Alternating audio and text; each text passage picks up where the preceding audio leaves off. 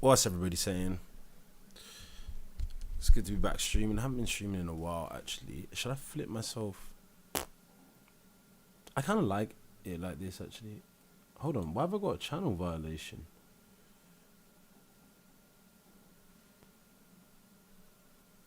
Oh, third-party content. Okay, that's fine. That's fine. Okay. We should be live on YouTube. Let's start the TikTok live.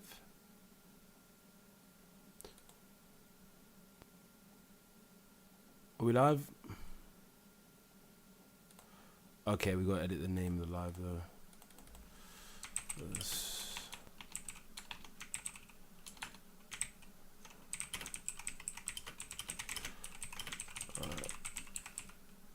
Okay. Perfect. Let's go. Man, this is so fun. Okay. We're live on TikTok. And just in case anybody wants to know what it actually says on TikTok when I go live, it says whistleblowers, medical skeptics, off-grid travelers, and world explorers who question everything and want justice for baby Adora and other children. There you go. YouTube. So please do follow us on YouTube. We got our first joiner. What's up, Blue? Thanks for joining the live. What's up, Sean? Get me. This might be a bit of a firecracker. Oh, we were just getting off from work. Hi, Penny. What's up, Sassy the Sass? What's up, Jan? And I got a video uploading right now on the YouTube. You guys can check that out. I'm slowly having to work through the previous lives that are going on the YouTube channel. So the YouTube channel is State of Deception. You can go there. You can watch clips from previous lives with a nice, lovely background and whatnot. What's up, Sunflower? What's up, Ben Vincent? What's up, Dan? What's up, Cudsy? What's up, Joe T? What's up, JK? Element of P-N-E. Okay.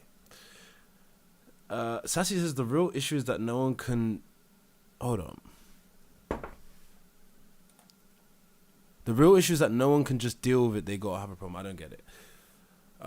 Odysseus says Kia Stama or whatever. George Phoenix in the live. What's up, Denise? Guys, tap the screen to like the live, remember. And share the live. Press the most important button in the live is the follow button. And the share button is also a very important button in the live to boost us to different audiences so we can get a diverse range of perspectives. As he says, people are hating on immigrants when it's not needed. Is it ever justified to hate on immigrants? That's my question. Because sometimes I feel like people want to protect immigrants from being hated on, but then sometimes I feel like people are hating for no reason.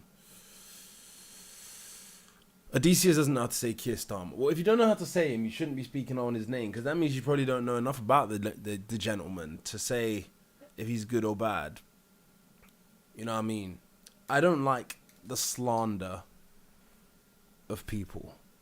If you make allegations against someone, they should be well-founded. And if you can't even say their name properly, then can we honestly say that you've done the proper due diligence to criticize the person? The government and them not protecting the border. Okay. It's funny how people seem to think that immigration is actually the number one issue in the UK. But what changed? Is it the rate of immigration that made everybody care, or is it the media attention that's making everybody care?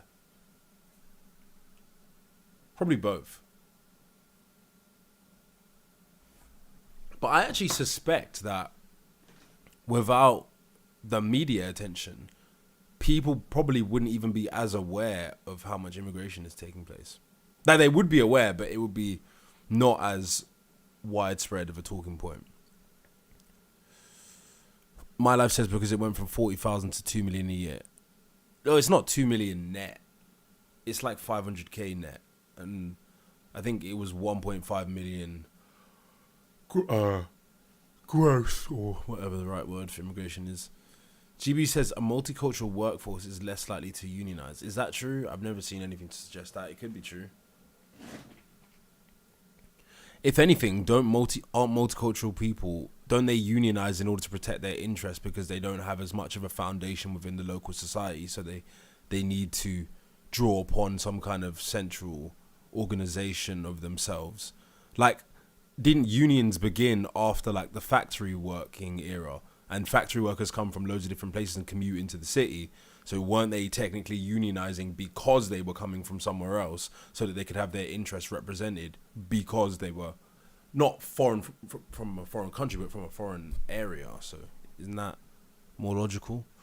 Joan of Arc says the real cause, misogyny in all the courts, the police and social systems. I don't know what society you're living in, but men are far more persecuted in the UK than women are, and to believe otherwise is to be delusional. Now, if you're talking about being sexually victimized, then women are more likely to be sexually victimized. But there are other forms of victimization other than being sexually victimized, and virtually all of them, men are overrepresented in them. So you have probably been captured by radical feminist ideology. And when you think about how to solve issues in society, you probably look at it from a female, how to fix issues for females' perspective. Now, if you broaden your horizon and look at how to fix issues for the whole society, you will not be as biased towards females. It's like if I looked at how to solve issues in society and I only focus on men's issues, that would be silly. SimSquad says, what is this about? Any issue in the UK? You tell me. What's up, Frank? Guys, tap the screen to like the live so we can get boosted in the algorithm. Yo, mate. What's up? I want to have a good debate. Do you have a topic? The real cause of the UK issues, I think it's down, right? It's down to all these stupid mongs who support Reform UK. I think that's the basic of it. How long do you think it takes for issues that come from the political system to manifest in society? Like, that's not something that would happen over the course of like 2 years, right? Well, possibly it could, because it's kind of like if you take Reform UK, or it's more or less these underlying issues. Like, for example, if you go down the street and you see like an immigrant raping a girl, it's going to be like, oh, I've seen that. I have this kind of bad thing with immigrants. And then Reform UK is like an outlet for guys to say, or people to say, okay, let me voice my opinions. They feel like these guys are our voices. So let me get this straight. You're blaming a party that has never been in government for the issues in the UK. Yeah, because that's ridiculous. They make the ideas more radical, and they make more people. So when you look at political parties, many people in the UK don't really have their own opinion. They just base their opinion off main people. Think of like celebrities. You see them wearing this dress or this outfit, then you start basing your kind of outfits on them. You see this political party and their views, and they're very popular. You start basing your views off them. So I do feel like because of Reform UK and how they've been really pushing this agenda of anti-immigrant, anti-this, pro-UK, pro-white UK, it's made a lot of people to start thinking that way when otherwise they wouldn't. And it's kind of blocked off certain aspects. Like, for example, I'm an immigrant. My parents are European immigrants. And I feel like if I talk to Reform UK, and my dad's worked very hard, my mum has worked very hard in this country, they've paid their taxes, they've committed no crimes, and if I sat down and spoke to them, they'd realise immigration is a good thing. But because of this Reform UK thing about immigration being horrible, think of all these guys coming in, it takes these little aspects of, like, I don't know, immigrant murders to people and makes it so you only see those types of things. Have you considered that in a society where there's a massive amount of migration, otherwise known as mass migration, into that country, and then many of the people coming in are overrepresented in terms of certain things that are negative for the society? Don't you think that would cause in the native population some kind of reaction? And again, just to reiterate, how can the issues in the UK be because of people who, as you were even describing, are essentially reactionaries? Surely the issue would be the core of what is making them react in that way. No matter what, as long as they're immigrants, crime rate will go up. If you increase the population, crime rate will go up. It's kind of one of those laws that are always that always happen.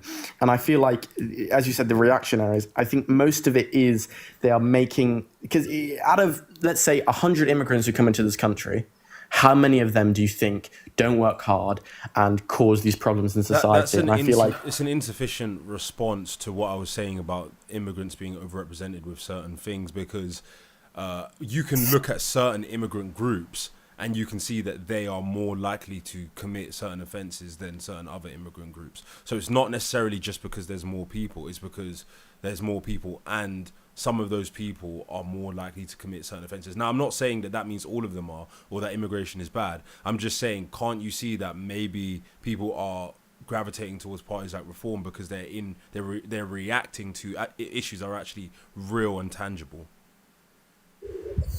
I definitely understand that point of view, and I do agree. It's not good what's going on, but I feel like it's kind of a nothing burger. These things are inevitable; they happen, no matter who it is. Because even before 30 years ago, I mean, now the target of Reform UK is either Muslim immigrants or immigrants who are more brown, darker skinned. 30 years ago, it was all about the Romanians and like all these Albanian immigrants coming in, and they would do the same stuff, and they still do it now. Think of all let's take Ireland. There's massive gypsy immigration, and they cause all these problems, or like Northern Northern Ireland, which is part of the UK. But that's overshadowed because they found a new thing. It's a new scapegoat almost. Reform UK is putting all the problems of the country, and they're funneling it into. It's because of the immigrants. All our problems are because of the immigrants, and because people are starting to think of that, because they look to Reform UK as an outlet and a way that they could maybe make the country better. It's more or less boiled all the country's problems down into this anti-immigrant thing. I've never seen anything that Reform UK has done that suggests what you're saying. I have seen things that GB News has done, and that's why I don't really like GB News, because I think that the way they report on things is very inflammatory. Sometimes they report on issues that are true, but they report it in a way that is inflammatory and designed to stir up strife. But the reality is that you are blaming Reform UK for issues that are actually being caused by mass immigration, because you're saying it's inevitable that these things happen. It's not inevitable that 500k people get added to already strained country with a lot of public services in 1 year. That is actually completely orchestrated. That's actually completely unnatural. Well, it's our duty as a very sophisticated and a leading world power to let these people in. Think of all the kind of the. That's crazy. Because think about all the problems we cause. It's our duty to let 500k people in to a small island with one of the highest population densities in the whole world. Well, because we're so sophisticated and we're able to look after these people. Why do you think the UK is so sophisticated? For example, free healthcare, free education. That's not sophisticated. It's actually terrible. Yes. No, but it's better than, for example, look at India. India doesn't, I don't know, but they don't have all these social reforms that our country has, where it's benefits and all this stuff to our extent, to our level. So that's why we're able to let in all these either asylum seekers or people. Why is that sophisticated? Why is it sophisticated to have a social? Because it separates us from other countries, because we have all these kind of benefits, free healthcare, free education. It makes it so people want to come here. It's not because the UK is not the only country that has social benefits. There are many countries that have social benefits that wouldn't let in 500,000 people in 1 year. And if you can already see that the public sector is very strained, why would you then continue adding on dependents to that system? We're also kind of indebted to these countries, and we kind of have to do this. So this is crazy. Are you trolling? No, but like look at America. You believe that UK citizens are indebted to other countries in the world, and therefore they have to let people in those other countries come and live in the UK, even if it's to the detriment of the UK? Not UK citizens, but the UK as a country. For example, all the very bad stuff they did in a lot of countries in the Commonwealth. Okay. Because of that, it's kind of like we have to, because of all the bad stuff we did. Wow. Are you trolling? No, but it's true. Think about it. You actually sound like you're trolling. I'm not even joking. No, because it's like in India, right? We completely demolished, it was horrible. We put in the class system in India. Before there wasn't really that. And That's not true. No, we hammered it down. We made it so much worse by implementing true. an even higher. Yeah. No, Like, in India had a India caste before- system for thousands of years before the UK. Yeah, but we made it so much worse. No, And no, that's also, not true. That's a lie. No, I agree with that. Also, in India, have you ever the saying where the lighter you are, the better you are? That didn't That's- come from the it- UK. Yeah, it did. No, it because of didn't. all the really white people who came, and they were really like, quote unquote amazing, and they did such great stuff. It made Indian people want to be more white, and now it's caused this thing where it's like lighter Indians are more But doesn't supported. They're that better. contradict your argument about how the UK did terrible things in India? Because if the UK was solely doing terrible things, why would the Indians be like, we want to be like them now? Because they were stronger, they were better, and the Indians saw them as this kind of, they own us, so we have to treat them amazingly. But they didn't. And it's They didn't put own. us in They didn't place. necessarily own them as people. The British Empire in India was actually run by Indians themselves and Indian collaborators who spoke Urdu. No, So- it was more or less slavery. It was more or less slavery. It wasn't slavery, actually. Pretty much, they had slaves. They had Indian people working for them free of charge, and they kind of pillaged and stole all the land, and they converted that to tea farms, and they take it under the quote unquote the property of the king or queen at the time. Yeah. So by this logic, does the Mongolian Empire owe a debt to Europe? Like, does Mongolia, present day Mongolia, owe a debt to Europe for its former conquest? Maybe you could argue that, but the problem is Mongolia doesn't have the facilities to repay that debt. The UK does. So as soon as Mongolia becomes highly economically developed, they should start paying back some kind of debt that you believe exists to Well, whom? also To the other European countries. Well, also the Mongol Empire happened so long ago. You can't really see their effects on the modern day, but you can still very much see the You effect. can see them. It's just that you don't focus on them. You focus on a modern leftist worldview that focuses on white European countries as inherently bad, and so you never look at or focus on anything that happens that contradicts your narrative. This is an allegation I'm making against you. I'm not saying I can prove this. This is my belief about how you operate, because it doesn't make sense that you are only condemning the UK in terms of its history when all of the other countries also have a history of slavery, pillaging, etc. Yeah, but our one is so modern. It's so recent that you can still really, really see the effects of it, and it still affects Indian people to this day. So you think that the UK has the most recent history of what? Enslaving people? No, but this whole idea of taking resources for a country to benefit yourself. For example, what they did, how they stole all the wheat from India, causing massive famines, killing millions. That only really happened about 100 years ago. And many people remember that time and were affected by it. Okay, today. and therefore you think that the UK is We're therefore indebted to them. indebted to India, and Indians must be allowed to come and live in the UK. Yeah, we have to help them out because of how badly we effed them over. So if the UK were to become 70% Indian, you wouldn't have a problem with that. No. Well, no. I think. What if it became in my 100% Indian and the indigenous population was completely wiped out? Well, of course it's bad. Why is but that it's bad? happened so. Because it is the UK. It's ethnic. So you agree that realistically- to some extent the indigenous population also deserves representation. You agree, right? Yes.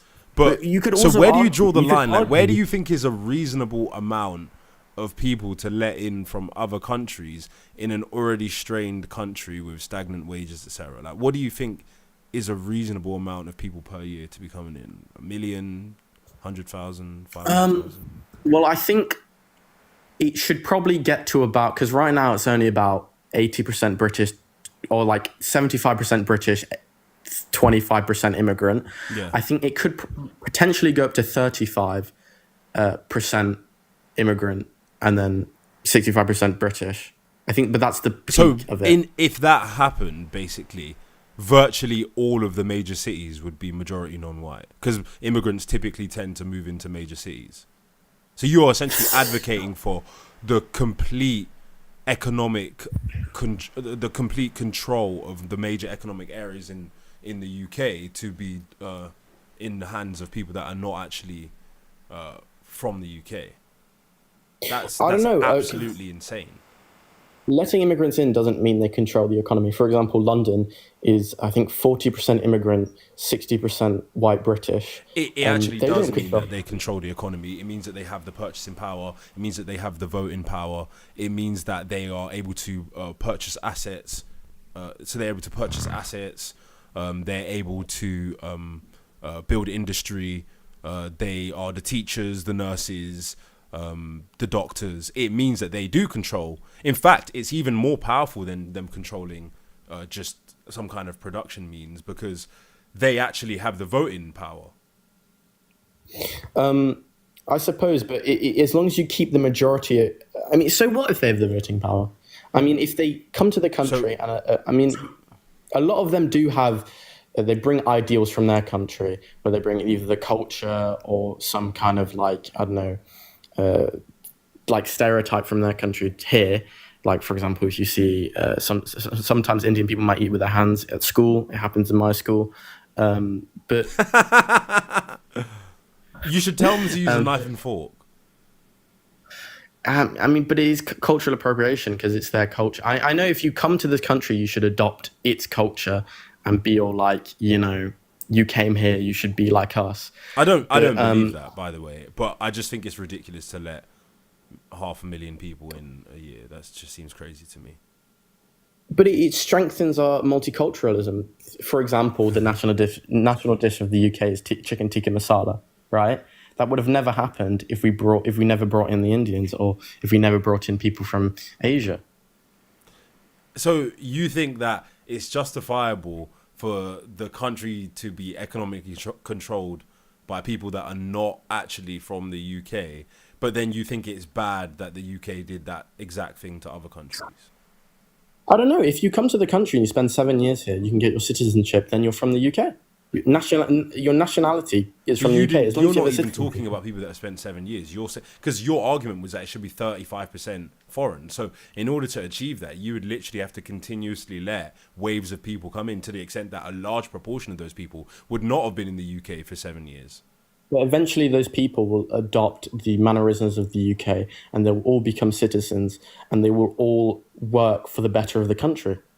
Not if they don't feel any affinity to the country. Well, that's another reason why Reform UK is bad, because it separates the whites from the immigrants. But what does Reform UK have to do with that? That is an objective, tangible issue that would exist whether reform exists or not. It separates communities. It's why you see there's, like, for example, Bradford. There's such a strong Pakistani kind of community there, is because they feel so alienated. It's because they have an in-group preference because of their culture. So they deliberately separate from the white population in general. Not all of them. I mean, there's integration that happens, of course, but that's their culture and indeed most cultures, even in Africa, even among Africans, that different cultures will typically separate and segregate from the majority, not necessarily because they feel alienated, but because that's just a natural thing to happen. So then you're going to encounter the reality of enclaves of different groups of people from different places all up and down the country. You don't think that has a destabilizing effect on the country? Well, yeah, but I feel like Reform UK makes that so much worse. And as a country, we should push for more integration. Where are you learning this? Like, someone keeps saying you're 16. Like, is this what they tell you in school or something? Yeah. They teach you this in school? Yeah. What, like your teachers actually say to you, like, reform is the problem? Yeah. Jesus Christ. Are they like white women in their 20s? No, teachers? Usually white men in their 50s. Oh, they're just as bad really nowadays. It's boomers and young feminists. No, I agree with that. But I just think there should be. there should be more of an integration in this country instead of the separation that Reform UK causes. It should be more like a new party to come out to really integrate the communities and get rid of this whole idea of we're different to you. Because if you boil it down, we're all people. So different cultures, it doesn't really matter. We're the same species of people, and we can work together in harmony to try and make this country as great as it was, to try and make it better. Sounds good on paper. Führer is asking, woher kommen Sie? Woher kommst du? Where do you come from? I'm from Hackney in London. Okay, are you from Stoke Newington? No, I'm not Jewish. No, but are you from Stoke Newington? No, Hackney. What part of Hackney? So, where is it? It's right next to Victoria Park. So you're from Stoke exactly Newington? Where. Kind of, it's weird. It's like a separate thing. Why do you think I knew that when you said Hackney that you would be from basically Stoke Newington? Because there's a large immigrant population there. Or do you think maybe it's because you probably come from a background that is not actually as you don't really suffer the same this is a projection or an assumption, but is it fair to say that maybe you come from like a middle class background?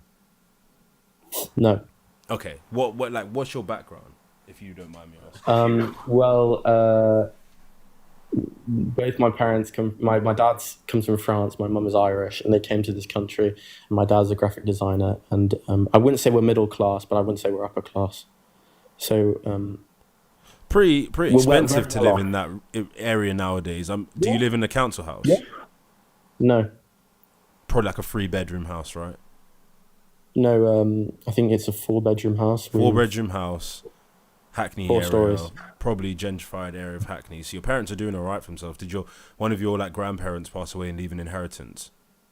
Nope. Okay. So are your parents doing okay financially? Yeah, very well. Okay, yeah, because I just find it interesting. Like, I know people from around that area, and like I find it interesting that you seem to favor the interests of immigrants over the interests of the UK. But then again, you technically are a second generation immigrant yourself, aren't you? Yeah. Do you think that's why you care more about the interests of immigrants than the native population? Yes, because I think I'm more open to seeing how immigration is great for this country, because I can look literally to my parents. And I feel like that's missing with a lot of native British. They just think it's a bad thing always. But realistically, how could people who have an immigrant heritage be the people who are determining what is best for a country? Like, think about it. We couldn't really, like, I'm a second, third generation immigrant, and I feel like I have the ability to speak on what's happening in the UK, try to make positive change. But fundamentally, really, we should be deferring to the people who actually have a heritage to consider what the spirit of the UK should be. Like, I actually feel that based on my heritage, I don't feel as responsible for the UK, and likewise, I wouldn't sacrifice my life for the UK. I don't feel like this. There's some inherent value to the soil, or my ancestors didn't die for the soil. So necessarily, because I have less responsibility internally, I feel less responsibility for the country. I don't think I can then say that at the same time I should be the one to determine what's best for it. Do you get what I'm saying? Like, we are more detached from the actual outcomes in the UK. So isn't it a bit arrogant for us to suggest that we should be telling the native population how the country should be? It's kind of, do you not think that's a bit weird? No, I definitely understand where you're coming from, but I think that's more of a kind of ideological standpoint where, like, for example, me, I think I'm very in touch with the British culture. I think my nationality is British, and I feel like I have this national pride to this country because I grew up here, I was born here, I live here, and I feel like it's that separation. But think about it, and I agree with you, because I feel the same way. I feel connected to British culture, but at the same time, we also must admit that we have a form of detachment. So we can talk about what is best for our interests. Like, the interest of an immigrant or a second generation immigrant, that would be best for me, essentially, or best for my family, because I have a family of immigrants. But when we think about how to solve the issues in the country, to only think about what's best for ourselves is quite short-sighted. Exactly, Führer. We have an inherent bias Do you not think so? So we would have to kind of detach from our own worldview, suspend our own worldview, and look at the country from a bird's eye view and think, what is actually best for the country? Is it actually best for the country, for the interests of us to be represented, considering we are not as invested in the country as the people who have nowhere else to go? I get your point, but I do really feel like you can have that inherent nationalism to the country. You can have that want to make this country better, and you can have that kind of, I love the UK, I want it to be as great as it can be. Thus, that is why I feel like people who are immigrants or second generations can have that kind of conversation and can have that point in, like, let's say, Parliament to decide what happens in this country, because you can remove that bias. But yet you Just because believe you're- that, but yet you are advocating for policy that would essentially economically destabilize the people who have English or British heritage in the country, because you are advocating for them to be essentially forced out of the major economic regions in terms of population density. Well, not really, because if you get as I said, if you get them integrated, if you get everyone working together, and also I think another reason why white British might be pushed out is because they don't try as much as the immigrants. They don't get the great jobs. Like if you see, like, I don't know, a Reform UK voter, if you ask him how many GCSEs does he have, he'd probably say like 3 or 4, But and he never went to can you see the hypocrisy in how you have you look down upon the people whose country your family came to seek refuge in, such that you actually believe that they are not even worthy of the outcomes that many immigrant families experience, and you think that it's because they don't work hard. But if not for those people and their ancestors and the work of those people and their ancestors, there wouldn't even be a country for our relatives to have come to seek refuge in. Yeah, I understand that. But yet you kind of denigrate them by suggesting that the reason why they, that they're not working hard and that's why they don't deserve the same kind of outcomes as other people. That's almost a form of racism in a sense. I mean, if you look at the definition of incitement of racial hatred, that is almost a form of, according to the law, that is a form of incitement of racial hatred against people based on their immigration status, because to be native to the UK is an immigration status, right? And to suggest that based on that they are not working hard and therefore they don't get the best outcomes. I mean, if somebody said that about immigrants, you would call them a racist. No, I wouldn't. If somebody said BLK people don't work as hard and therefore they don't deserve the same outcomes as other groups, you would call them a racist. No, I think that's a perfectly normal statement. Okay. I feel like if you don't work as hard as the next guy, you shouldn't get as much as he has. No, but it's the presupposition. No, it's not that. It's not that. That is true. Most of the time, people working hard results in better outcomes for them. But it's the presupposition that based on a person's heritage, that means necessarily that they're not working hard as others. You are suggesting that the native white British don't work as hard as immigrants. Yes, I think that is. That's what I'm correct. saying. So if I said to you that X people, like if I said to you BLK people don't work as hard as YT people, would you be okay with that? I mean, if you showed me some statistics that backed that up, then yeah, I'd be fine with that. What statistics do you have to back up the fact that that you believe that native Brits don't work as hard as immigrants?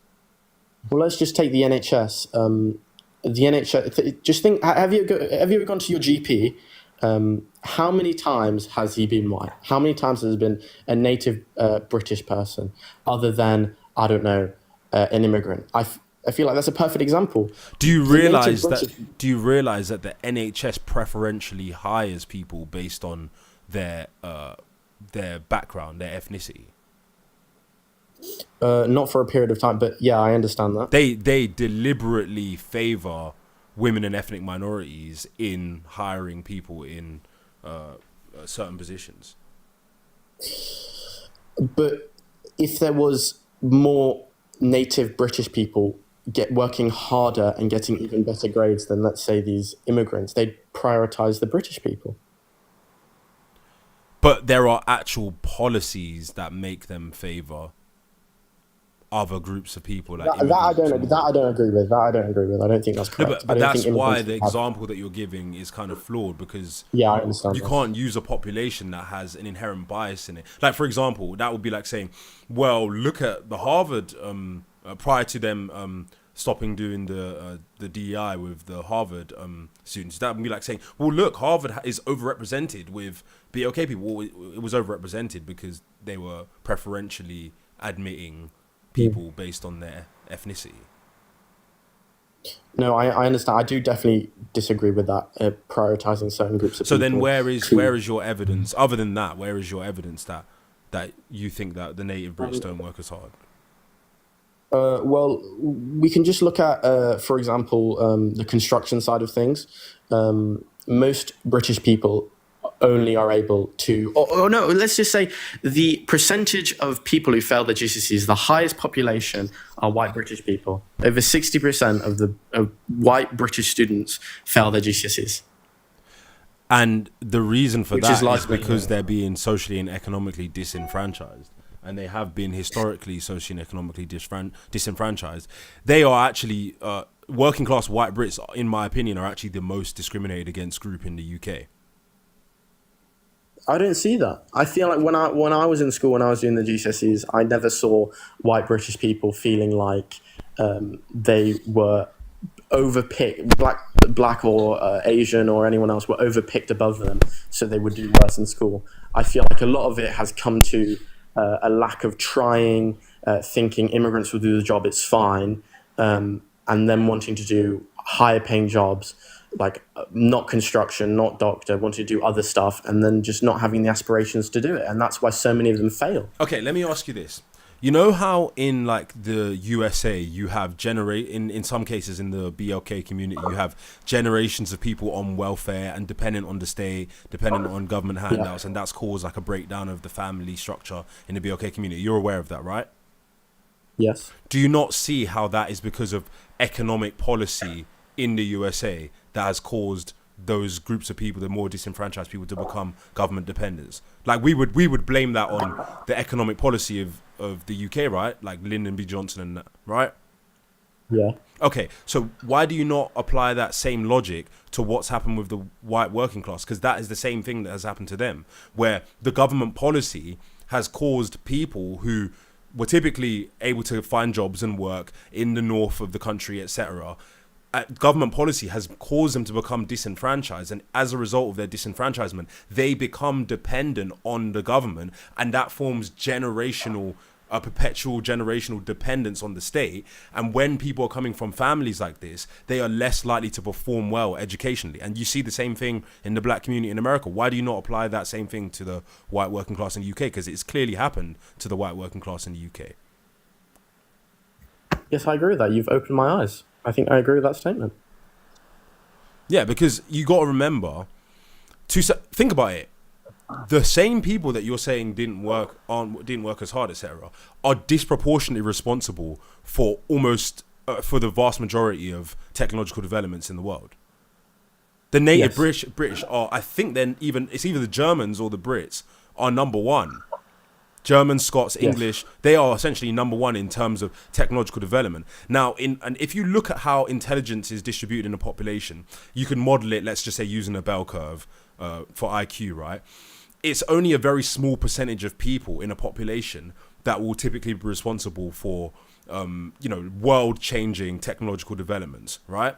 And in order to even have that population of people, that overrepresentation, it would mean that the average person would have to be more of an achiever, more intelligent, or have more intellectual output because of how the bell curve works. If you have a massive overrepresentation at the upper levels, it means necessarily that the average level is probably skewed higher than the average for other places. So that is evidence that suggests that the native Brits actually have higher intellectual output than the average person in the world. Well, yeah, because we developed much faster than everyone else. But then how can you suggest that that the reason they're failing is simply because they're not working hard in a world that is based now on intellectual output. There's evidence to suggest that Brits have a higher intellectual output than most other countries in the world. So in a modern world based on intellectual output, why would they be underperforming?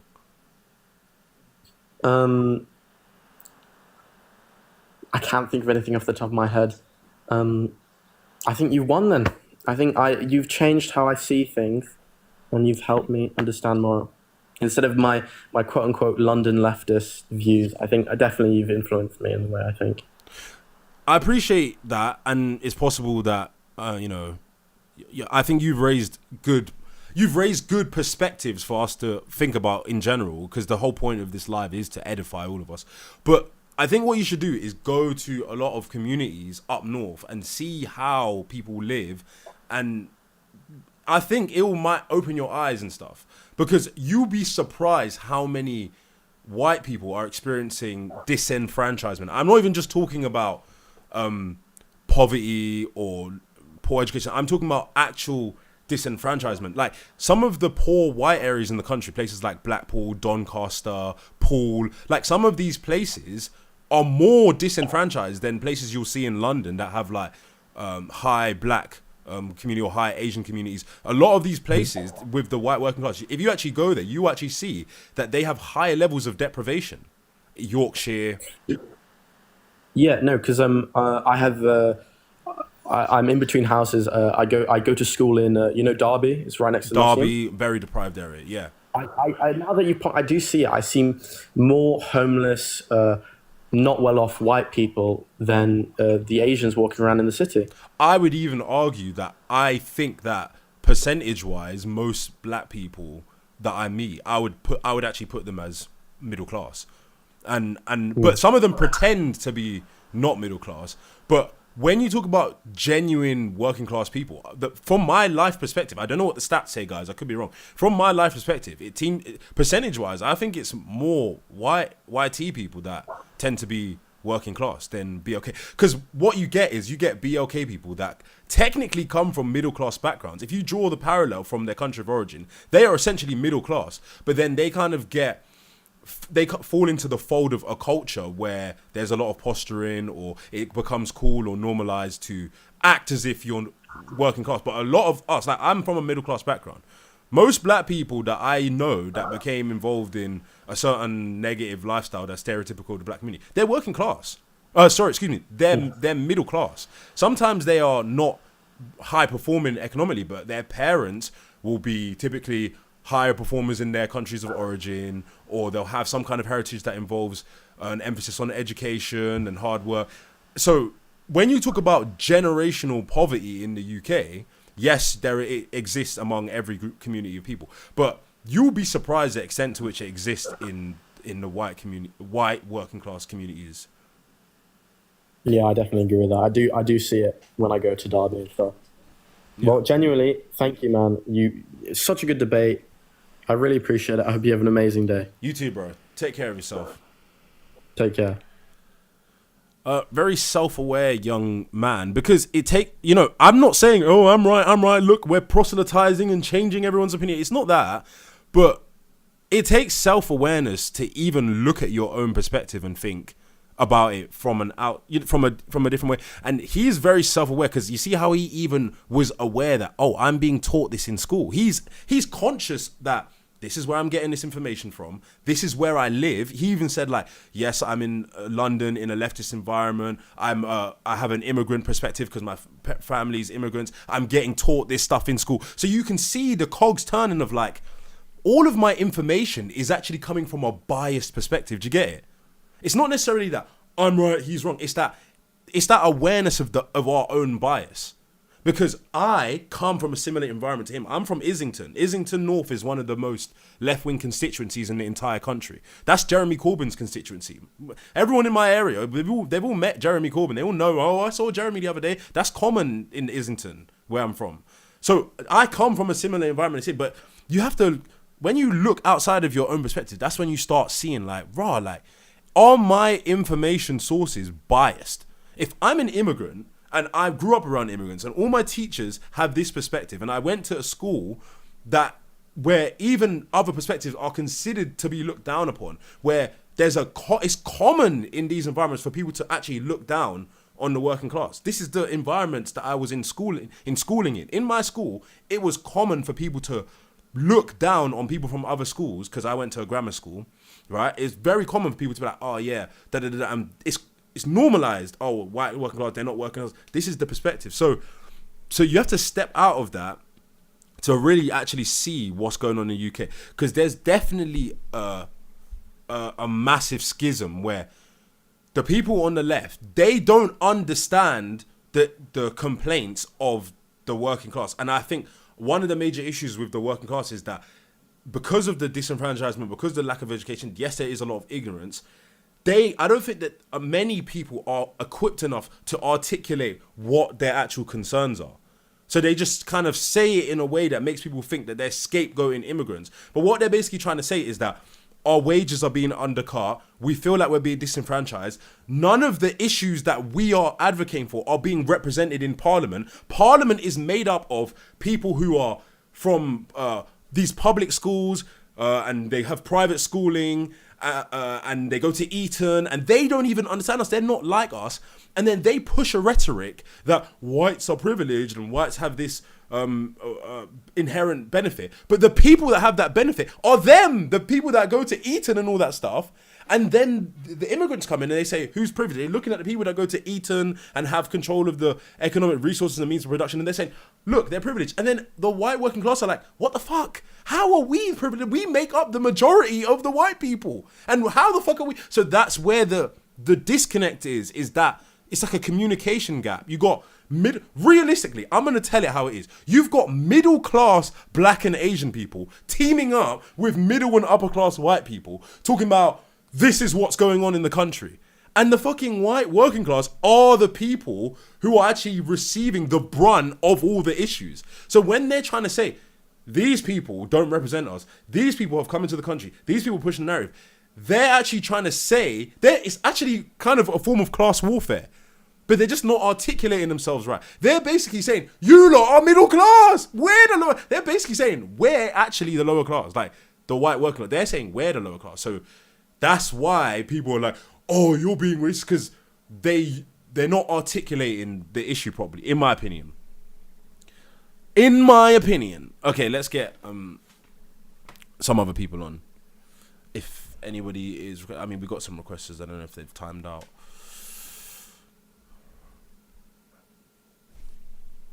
Guys, remember to tap the screen to like the live. The light's pretty low this live. Our light goes 10k likes. We only got 1.1k. Hold on, let me just turn on my heating because I'm getting a bit chilly. It's a bit chilly around the willy these times, guys, isn't it?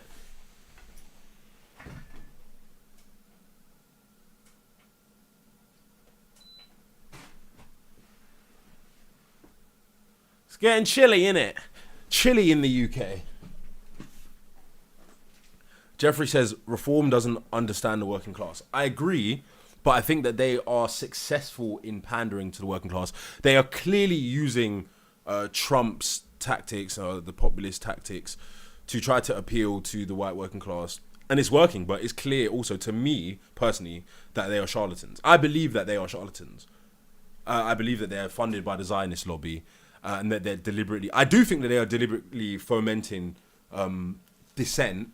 Not necessarily reform. I'd say the propaganda arms of the new right media. So like GB News. I believe that GB News are deliberately fomenting dissent in the country. And what they are doing is they are actually misrepresenting the arguments of the true arguments of the white working class by putting these clickbait headlines and pushing these narratives against like the small boats and stuff. They're deliberately doing this to misrepresent the genuine grievances of the working class. And unfortunately, many white tea people can't actually see what GB News is doing. They are Zionist propaganda arm. And this is what they do, divide and conquer. That guy, 326, what's up? Wait, hello? Yeah, what's up? Oh, I put... Yeah, so I agree with the last guy. Okay. I agree with a few points. I don't agree with, but like the last point about like white people not working hard as immigrants or whatever. But other than that, I agree with him. You agree? And I disagree with what you're white saying. people don't work as hard? Yeah, I don't know. That was just I don't know what he was saying. I disagree with that. Oh, you disagree with that, or you agree with that? No, I agree with everything else that he was saying, apart Oh, from that okay. last point. So what were the kind of things that you do agree with? Well, I agree. I can't actually remember, but the fact that that immigration isn't actually bad. That's just been pushed by the far right. Well, immigration has positives and negatives, doesn't it? Just like anything in life. Okay, what are the negatives? The negatives of immigration can be that it causes more wage competition in a population, which can suppress wages. It can also cause cultural conflict and strife, depending on the rate at which immigration takes place. If it's taking place at a rate whereby it's more difficult for people to assimilate properly with their fellows in the country, it can also cause factionalism within a country where you have people who come from another place that have different interests to the majority native population, and they kind of become at odds with people because they are essentially imported ideologies into a region. Okay, what are examples of that? Where Okay, immigrants have imported ideologies and yeah, they're not respecting the values and the culture of the people that they've of the country that they've I'm not immigrated to. accusing them of not respecting the values and culture. I'm particularly talking about strife. So strife can be caused by people who are the recipients of this new imported culture, or by the people who are the propagators of the new imported ideologies. But let's just take Islam, for example, and the Muslim communities in the UK. There is clearly strife. Or not even Islam. Let's just say not even the native population. Let's say the Jewish population and the Muslim population. If you there was just a football match that was supposed to be in Aston, where the Israeli fans were have been banned from coming to this football match because it's understood that in Birmingham, in that area, there's a significant Muslim population, and because of what's going on in the Middle East, the police believe that there's a high risk of conflict if that Israeli football team come to the that area of Birmingham. Now, think about it. If there wasn't a massive population of Muslims in that area, and if there wasn't the Jewish interest being represented in the UK to the extent that there's a large enough Jewish population and Jewish economic base in the UK where this is even a cultural issue, or this is even an issue for them, would that conflict even exist in the UK? In other words, in short, if there wasn't Jews and Muslims in the UK, would that conflict even exist in the UK? Of course not. Okay, so No, that's of an course, example. yes, it would. It would. No, wait. How? Okay, well, first of all, they're not banned because they're Jewish and there's a big Muslim community in Birmingham. They've been banned because in a game in Amsterdam, they were causing riots and there was a lot of police involvement, and the Birmingham police came to the conclusion that it would be that the Tel Aviv fans would cause like an unsafe environment, and therefore they've been banned. That happens all the time, So where away if fans Wait, are wait. banned. Are you Italy seriously fans are denying? banned So- Are you everywhere. seriously denying that there is internal strife due to multiculturalism? I mean, all these countries never had the problems that we see now thanks There's to strife multiculturalism. because they're being There was told never. What that are you immigrants are talking bad. about? Huh? No. Because there they isn't. are. It's a net. It They're has nothing so to do bad. with what people are being told about immigrants, because that's why. Yes, it is. Hold on. That's why I changed my example from Muslims and the native population to Muslims and the Jewish population. Yeah, but that's a completely different example. That's a No. completely yeah. Let me finish the point. Let me just land. All right. The reason why I changed to that example is so that you wouldn't be able to say it's because people are being told that immigrants are bad. Those are two immigrant groups. So they have actual issues with each other independent of the fact that either of them are immigrants. Do you understand? Yeah, but I don't understand how that's relevant to the fact It's that relevant because that is a clear negative of immigration, is that you can import two populations from elsewhere that have a cultural strife that has nothing to do with you even as a native population. Yeah, okay, but up and down the country in England, there are Jews and Muslims living in harmony. I think that those two groups probably have the most disharmony of any two groups in the UK. And what's an example of that in England? The fact that a team just got banned from going to an area of Birmingham. Yeah, but with as I a just high said, that's Muslim because population is a that's perfect because example. in Amsterdam there were a lot of riots and they were causing a And lot why of. was there issues in Amsterdam? I don't know, because the fans Because clashed. Amsterdam has a high Muslim population as well. No, not necessarily. Yes, Listen, they this were happened. clashing This with happened. Okay, Muslims cool. in Amsterdam. I'll give you another example. Perfect example. Go on. No, I'll give you another example. Wait, where was it? In France, about 12 Lazio fans were arrested in Nice because they were clashing with the other fans. That's not racial. That's not any like religious argument or anything. That's just because these fans are aggressive.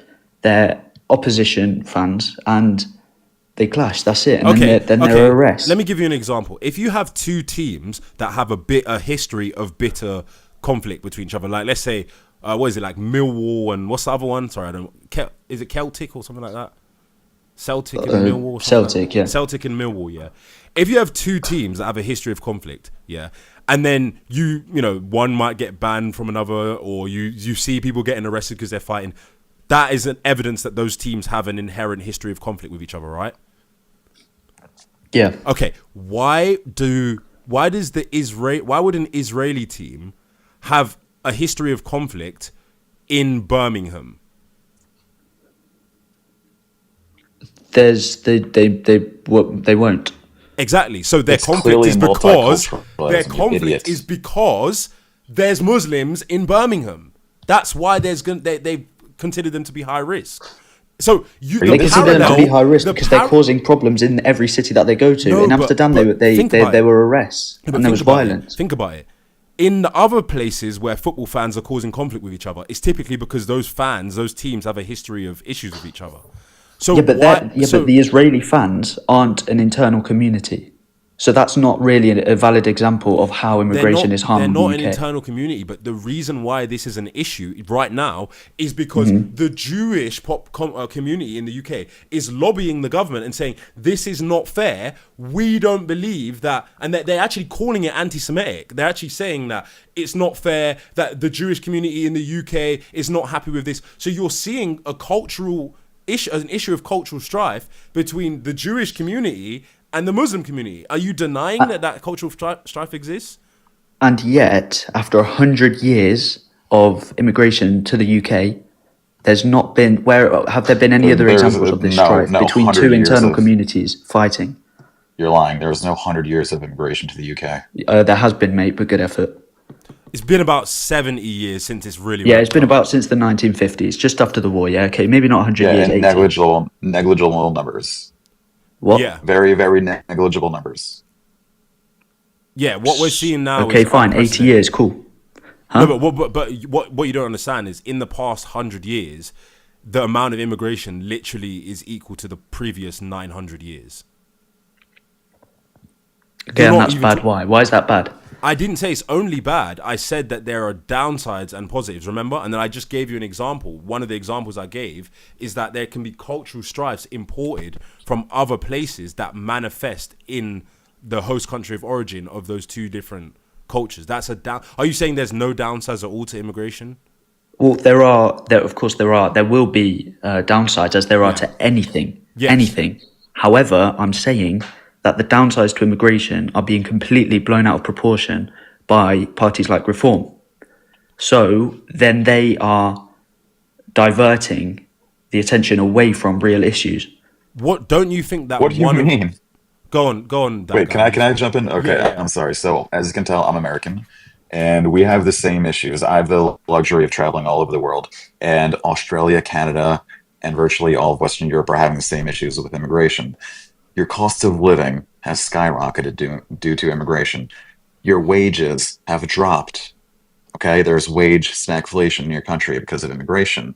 Okay, the amount of tax dollars that is spent on just policing immigrants and providing cultural programs for them runs in the billions of dollars. I'll stop you right there. But like, what are any positives of immigration? Why do these countries What are any need positives of immigration? immigration? What? Nah. What? What are any positives of immigration? Yes. Why does the UK need immigration? You are an immigrant in America. Wait, hold on. What's your ethnicity? German, Czech, a little bit of French. Okay, so you are in America an immigrant. Correct. So America's the land of immigration. The UK is not. He's Well, I didn't say asking that. what are the positives in the UK. I think he's asking specific to the UK. Okay, there are loads of positives. I agree that Like there are what? positives, but one sec, guys, just to mediate a bit. I agree that there are positives, but just so that we both understand the different sides of the argument, the history of immigration in the USA is totally different to the UK because the USA is a settler colonial, has a settler colonial history that necessitated immigration in order to create what is now the United States. The UK already was established prior to immigrants coming, just to make that distinction. Correct.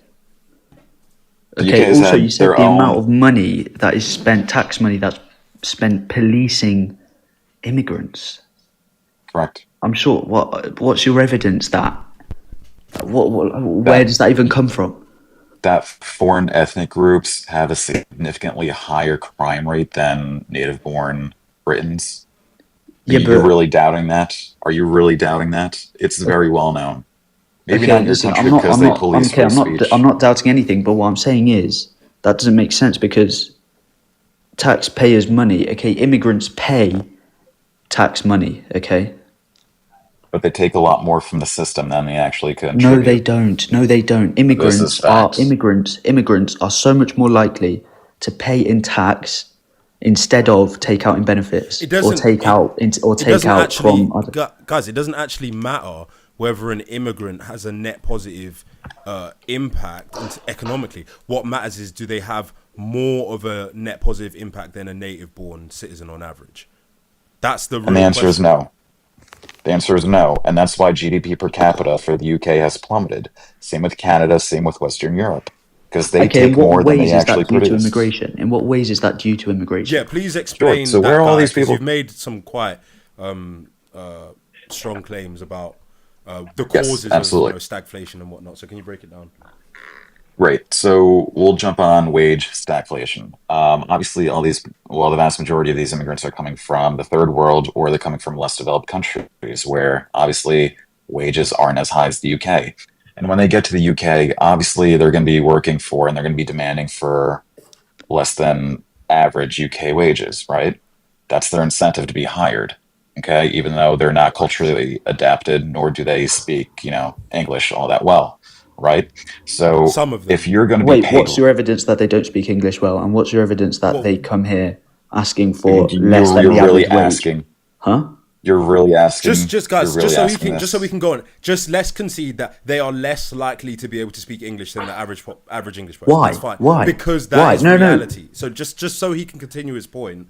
There's Okay, no point well, yeah, of arguing every course, of single course. time. If They are immigrants clearly come to less the UK likely to be able to speak English than a native-born English person. That's just obvious. Well, obviously, I Yeah, should okay, hope go on. that So a let- native-born English person can speak English. well Yeah, then, but immigrants. so go on. So let him finish. Right. And the jobs that they take, are they taking the white collar jobs that every Briton wants? No, they're taking the jobs that you guys don't really want to work. Okay. And these jobs are the ones that are lower paying. And why are they lower paying? Because they're very low productive, right? If they're working in hospitality or if they're working in agriculture or whatever industry you have, these are less productive jobs. Okay. Obviously, that's why Britons don't want to work them.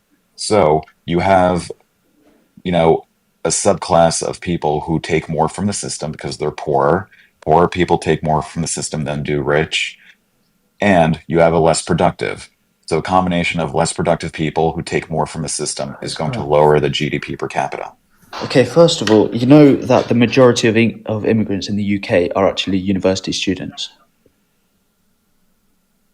No, university students are discounted from the statistics. Okay, yeah, but still, you're suggesting that immigration.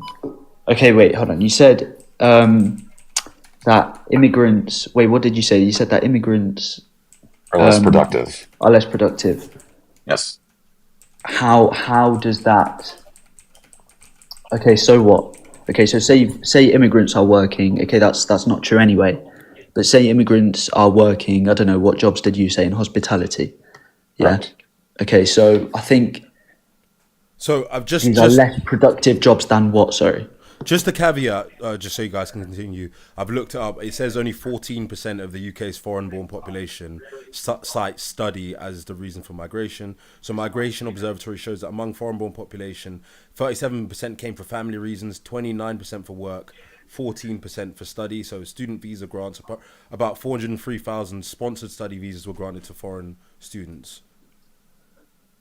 So yeah, but wait. So what is that to counter what I said? The fact that the majority of immigration is students. Well, it's not to counter it, it's to caveat it, because, and another caveat is that, remember, people that come on a student visa, many of them will leave as well. So they're technically not actually immigrants. Yeah, okay, fair enough. But they are they are immigrants. No, So students are discounted from the not statistics. immigrants. Okay, sure. No, but I'm just saying, wait, so the fact that, okay, so you said, all right, so you're saying that native English people are going to be are more likely to work more productive jobs than Correct. immigrants. Correct, because ask yourself, why does England even need immigrants in the first place? And your answer is going to be, so they can work the jobs that we don't want to work. No. And there's a reason the NHS, why. You know, the NHS is literally made on I'm very well immigration. aware. About 30%. Well, again, immigrants actually take more. Immigrants actually take more from the NHS than they contribute.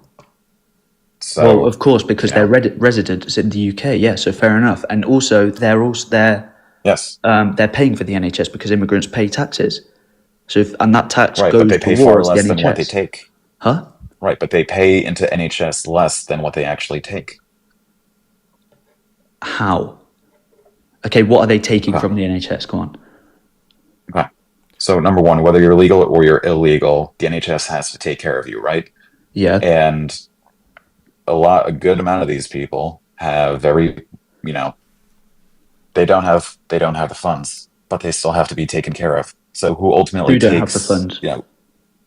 Immigrants? That's Well, they ridiculous. don't really there's have- That's an ridiculous. NHS. There's an NHS surcharge for immigrants. I don't know if we can substantiate whether immigrants, on the whole, take more out of the NHS than course they give. they to them. don't. I don't think that that's accurate, because the Of course they NHS don't. would necessarily have to take in far more than unless it's operating at a deficit, which I don't think it even could. I think the NHS would have to take in more tax money, and it's possible that immigrants take more than they give, but it would be very difficult to quantify that. Like, the average contribution towards the NHS for a citizen, I believe, is £4,400 a year. The percentage difference in wages between the average citizen and an immigrant-born citizen, I don't think would be significantly different. It's probably, like, we're talking about a difference of probably between £400 and £1,000. So I don't think that difference would account for them now being tipped over the edge of taking more out of the system than they give to the system. Yeah, I'm not too sure. I'm not going to pretend like I'm well versed in, your country's statistics But or the NHS. again, it doesn't actually matter. What matters is there a bigger deficiency in what they take from the NHS to what they give than for a native-born citizen? That's the only thing that matters, because you're doing a comparison between an immigrant and a native-born citizen. Correct. And the answer is yes, absolutely. Not only the NHS, but virtually every government benefit. I'm sorry, but they take more than they give. No, they don't. No, they don't. No, yes, they they do. don't. I don't think they No, take they more don't. than It's they a give. fact. It's a fact that immigrants are more likely to give in taxes instead of take out in benefits. I don't think that they instead of take out more the than they NHS. give. Listen, I mean, I already explained it beautifully. They're less productive, and because they come from immigrants are less poor productive, mate. backgrounds. Just say you. Yes. No, but Where are Alex, you getting this from? that is They are. necessarily true by virtue of the fact that they're more likely to be lower income. Okay, Do lower so income contribute more, or do they take more? The answer is, and this is universal across all societies and countries. okay, poor take people more. What do you mean by take more. more? What do you mean by take more? Do you mean like take out in They benefits? take more resources. Yes, Such as? benefits, government Yeah. subsidies. First, the amount of taxes that they No, tax they revenue don't. that they No, they generate. don't. No, This they is don't. abundantly clear everywhere. No, we they keep on don't. belaboring the same point, and I keep having to remind you guys, it doesn't matter whether they take out more than they give. It only matters the comparison to a native-born citizen. And obviously, compared to a native-born citizen, they are they're less economically productive because native-born citizens are, on average, more wealthy than Yes, immigrant-born. this is universally known, Alex. Now, just to Like, caveat that, I'm sure that there are some immigrant groups that doesn't apply to. So, for example, I wouldn't be surprised if Chinese Brits and Indian Brits might outperform the native population as they do in the United States. I wouldn't be surprised if that were the case. But obviously, overall, that's not the case. Now, I've seen some arguments. I was watching actually an Enoch Powell debate the other day, and I've seen some arguments to suggest that because of how Britain used to actually characterize the citizens of its empire, it didn't make racial distinctions as did the United States at that time. Because of that, it's possible that it was actually inevitable for, let's just say, non-British. Gentlemen, I apologize. I have to hop. Okay.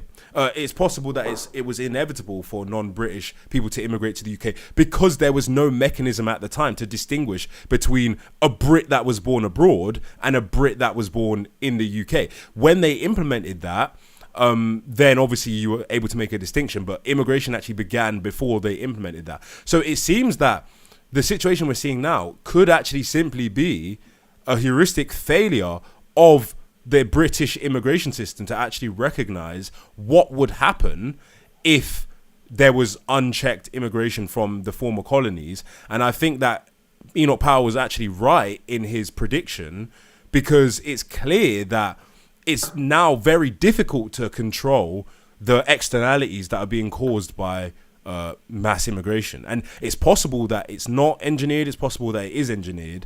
I would suggest that the negligence in managing it means that it's essentially engineered. Wait, so what's your point? My point is that I don't know if... So his suggestion is that... the former guest, his suggestion... Oh, I don't know why my live keeps getting restricted. It's kind of weird. His suggestion was that there was no need for Britain to take on immigrants, and that the evidence suggests that they're less economically productive, and so Britain basically could have done without immigrants.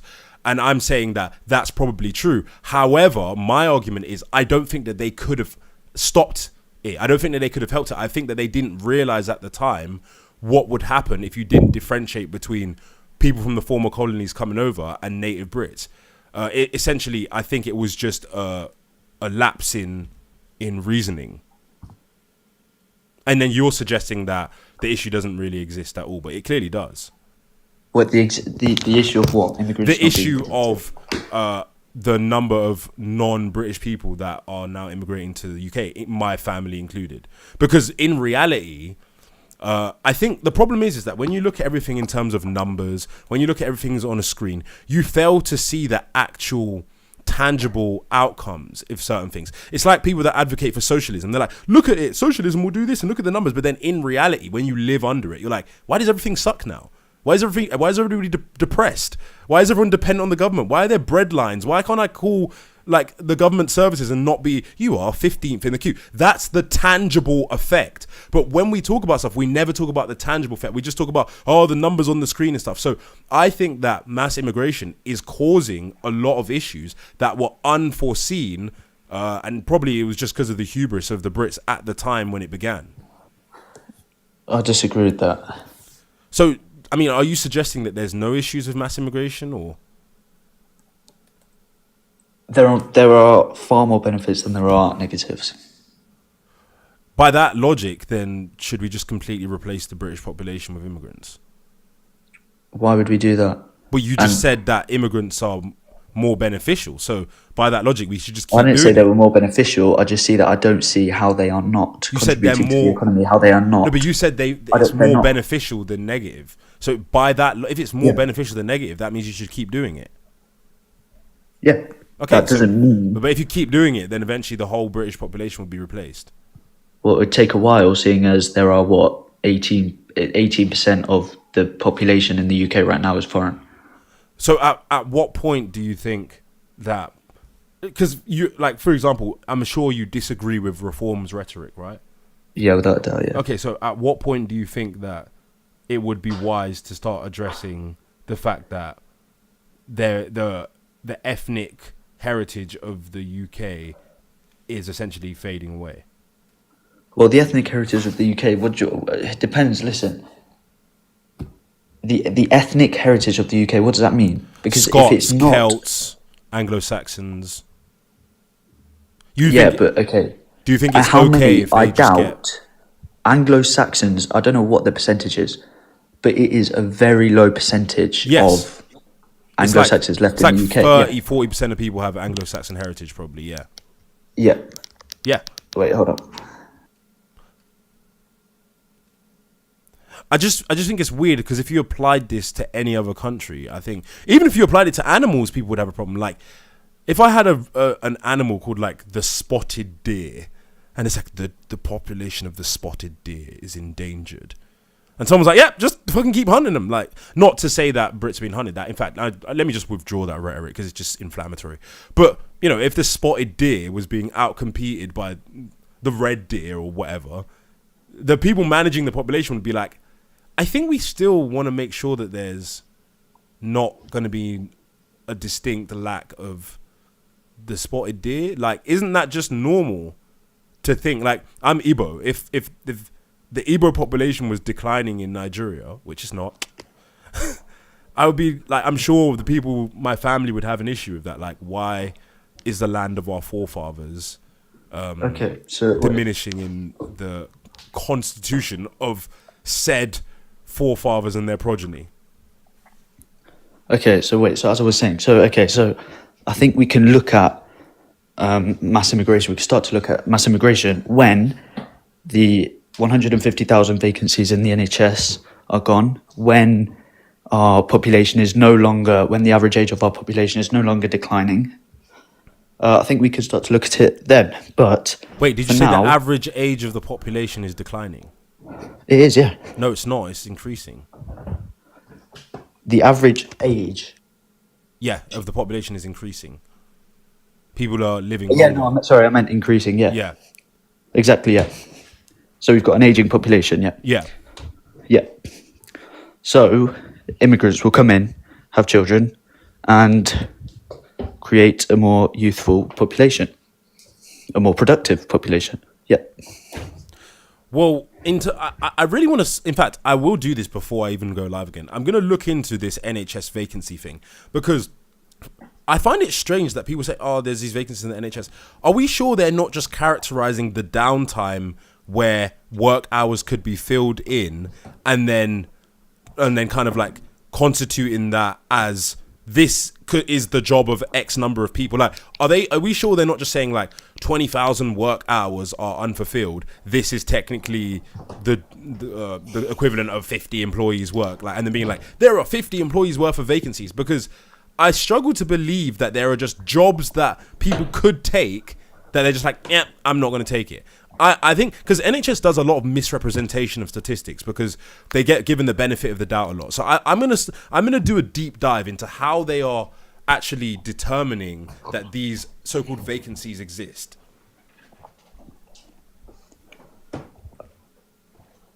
Okay. Wait. What do you think the real cause of the UK issues are?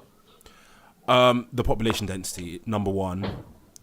So population density is a country that was built for like horse and carriage. You know, it wasn't built for, you know, it was designed prior to the modern era. Obviously, the modern era began pretty much in the UK, or the modern industrial society.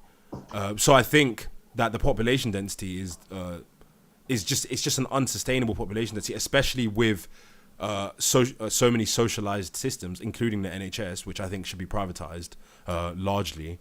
And I think because everybody is now dependent on the state, and more people are becoming dependent on the state because of the aging population, because of immigration, because of wage competition, because of low morale, because of things like COVID. We just have a population that is too dependent on the government, which spells trouble. And That's not due. How is that due to immigration, though? It's not just due to immigration, but immigration contributes to it. In what way? Because it undercuts wages and it causes more people to be dependent on the state, because percentage-wise, because as he tried to explain to you, immigrants are more likely to be state dependents than non-immigrants.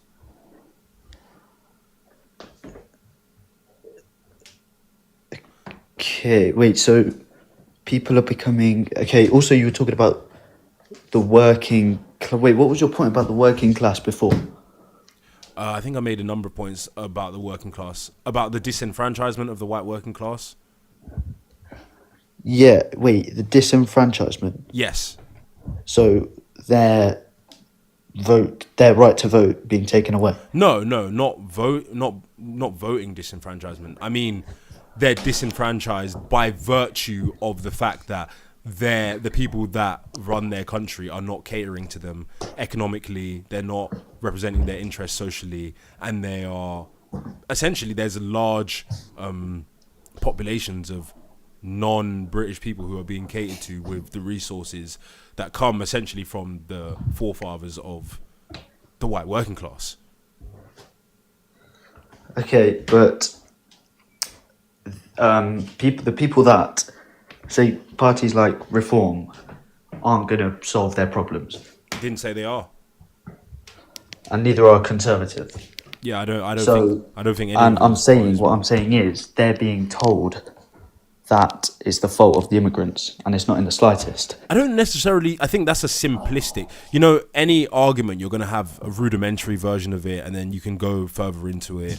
If you're talking about playground level rhetoric, then, it's the fault of the immigrants. But obviously it's more complex than just saying it's the fault of the immigrants.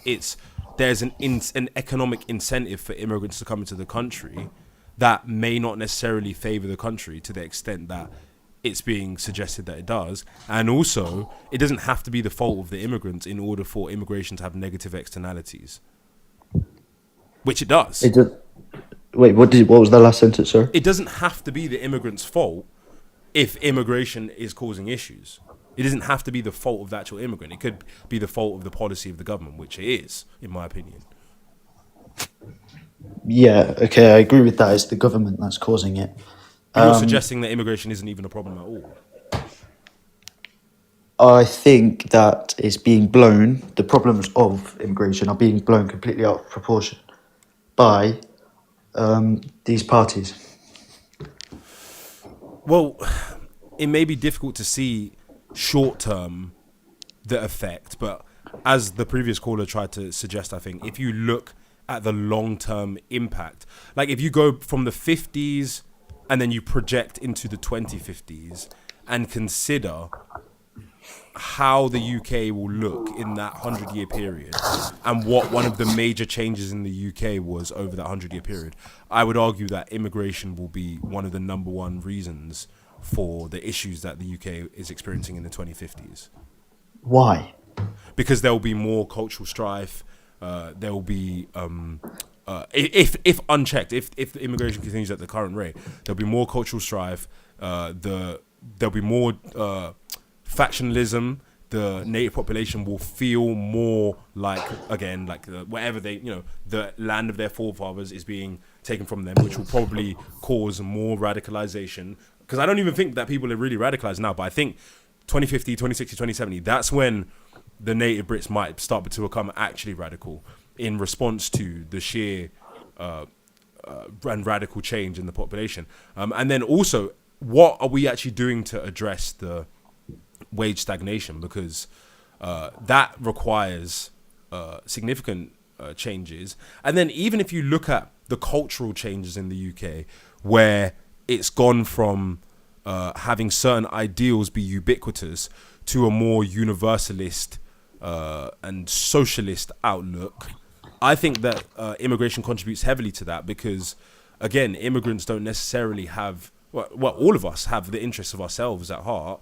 So people that are don't have the same kinship to the native population are necessarily not going to have their interest at heart to the same extent as the interests of immigrant groups, and that means that there will obviously be a cultural element to the conflicts as well. Okay, I don't agree with that. Again, I don't think there are any examples where there is strife between cultural groups. I'll give you a perfect example, right? Do you realize that most immigrants vote Labour compared? Like, immigrants are more likely to vote Labour than native-born population. Yeah, of course, yeah. Okay. Labour. If we just made Labour on its basic, not saying what it does now, not saying whether the current government is centre right or whatever. Yeah. Labour historically favours the interests of immigrants more, right? Historically, just in general, if you think Labour, that's typically the party that's going to do more for immigrants. Okay, cool. So we have well, they don't. Okay, in the sense that their policies are more they don't favour immigrants. They're more palatable. They're more, more palatable. They don't favour the working class. They favour people who are on the left side of the spectrum. Sure, but what I'm trying to say to you is that the reason why immigrants are on the left side of the political spectrum in the UK is not because they are left wing in general. When in their native countries are more likely to be more conservative leaning than the UK is. The reason they are left wing in the UK is because the policies of the left wing favour the immigrant population more than policies that favour native born population. So they become left wing by virtue of being immigrants in the UK because they are more catered to by the left wing. It's not because they believe the same things inherently. It's because they find themselves as immigrant groups within the country. Do you understand? Yeah, I understand that, but that shows that they assimilate into a paradigm that is not necessarily pro what the native population wants, which causes an inherent cultural conflict. Okay, but I don't think you can group together the native population like that, because there are a lot of natives. In fact, maybe not the majority, but a lot of natives, of course, will vote Labour. Of course. And, of course, a lot of immigrants will vote Labour. And but that is not because Labour favours immigrants over, say, natives. It's because their policies would be more beneficial to immigrants. Okay, I'm going to give you a more beneficial to... I'm going to give you a more brute example, right? Okay. If you compare the UK to every other country in world history, compared to every other country, does the UK have more of a history of freedom of speech? What compared to... yes, yeah. Okay. Do Muslim countries have a history of freedom of speech? No. Okay. When Muslims come to the UK, are they less likely to favour freedom of speech than... Or not even just Muslims, when immigrants come to the UK, are they more likely to be in favour of laws restricting people from being racist or making images of the Prophet Muhammad? Or aren't they more likely to be against something that is an inherent part of UK heritage? Like that. Wait, so are they going to be less likely to... Wait, what was your question? Okay. Let me just use myself as an example, right? Wait, I think I understand. Wait, you said, are they going to be less likely to be against things like freedom of speech? I'm saying that immigrant populations will be more likely to favour laws that benefit them, like people not being allowed to say the N-word, people being not allowed to make images of the Prophet Muhammad, people being not allowed to incite racial hatred. Those laws exist primarily to protect immigrant groups, and they're more likely to favour parties. Of course, they're more likely to favour people that promote those kinds of things. So that's an example of how they have interests that are not necessarily in the interests of the native population. They're just in the interests of people who come from other places.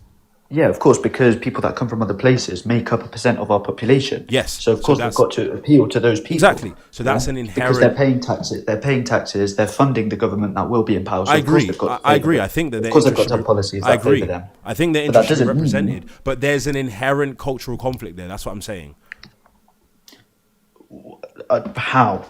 Because they have a belief system that is different to the belief system of the natives. So every time that happens on any issue, there will be a microcosmic or even a macrocosmic cultural conflict. It will culminate in a macrocosmic cultural conflict, because every single issue that there's a contention between the native population and the immigrant population is going to build dissent until overall people start thinking, I have an issue with these people. They are fundamentally different to how I think. Do you get it? Well, I think again you're generalizing immigrants. I don't know. I think when you're talking about immigrants in this situation, you're talking about a specific group of immigrants, aren't you? I'm talking about all immigrants because all immigrants are going to vote for things that favor them, irrespective of whether they favor the native population. Yeah, and in a lot of cases, the same things that benefit the immigrant population will also benefit the native population. Yes, but in many cases they won't, which is an inherent conflict, right? Yeah, but these are things. The examples that you gave are also policies that the Tories would have. That Conservatives would have. Yeah, this is like common human decency. Yeah, I'm not going to go ahead and call this guy a racial slur. No, I'm not. Yeah, obviously. You wouldn't even be concerned with that as an issue if there weren't any immigrants in the country. I'd be concerned with other issues such as there wouldn't be a law to say you're not allowed to incite racial hatred if there was only one racial group in the country. And I'm not saying that's what should be the case. That's not. Yeah, but how is that? How are rules like that causing like anger and conflict between cultures? It's just an example, and it does cause conflict because laws like that are often disproportionately used against the native population, and sometimes they're actually misused in order to target people or to try to quell dissent around political issues. Like what happened to Lucy Connolly, for example. Classic case. Wait, what happened there? She got imprisoned for saying set fire to the buildings containing the bees for all I care, whatever. Because she got convicted under incitement of racial hatred, right? But if if there wasn't any other ethnic groups in the country at all, then there wouldn't be a law like that. Okay, but this is like a tiny example. Like, of course, there's going to be, strife. Say, I don't know. So say a native votes Labour, and another one votes Conservative. Yeah. There are policies favour that, and say one, I don't know, is a businessman. Say the Conservative votes as a businessman, and the other one is, I don't know, working class. Obviously, there are going to be policies that benefit the Conservative voter. Yeah, that doesn't cause strife. I don't think that's a good example of how immigration will cause cultural strife. I think a better example would be maybe Eid making a lot of noise on Eid and disrupting people who don't celebrate that. But even that's a non-problem. I don't think saying that there are going to be that policies from parties will anger natives because they favour immigrants. I don't think that's a problem. I think that's a bit of a non-problem. But there still exists the problem of the contention between the different groups. So I guess the argument that the guy before was making, because I'm almost playing devil's advocate a little bit, but what I'm trying to say is that essentially Britain technically didn't actually need immigrants. Now, immigrants have contributed to Britain. Of course, we have contributed to Britain, and we continue to contribute towards Britain. But an argument could be made to suggest that Britain actually did not even need immigrants in the first place. No, of course. Listen. Immigrants came here because they were asked to. Yeah, I know. Immigrants came here because they were asked to. Yeah, but that could also have been a policy failure. It wasn't a policy thing. After World War II. Where's your evidence? Of course, it wasn't a policy thing. Of course, all you had to do was look around. All you had to do, the country after World War II was absolutely destroyed. Yeah. So what the government did was they looked towards the colonies and they told people to come over, promising work, promising a future. Okay, and from there, the history of immigration in the UK began. Right, but we needed immigrants to rebuild the country, and we need immigrants to build the country. You're suggesting need when need may not be the right word for that. Of course they needed. No, of course they needed. The Brits could have rebuilt their own. They could have rebuilt their own country, mate.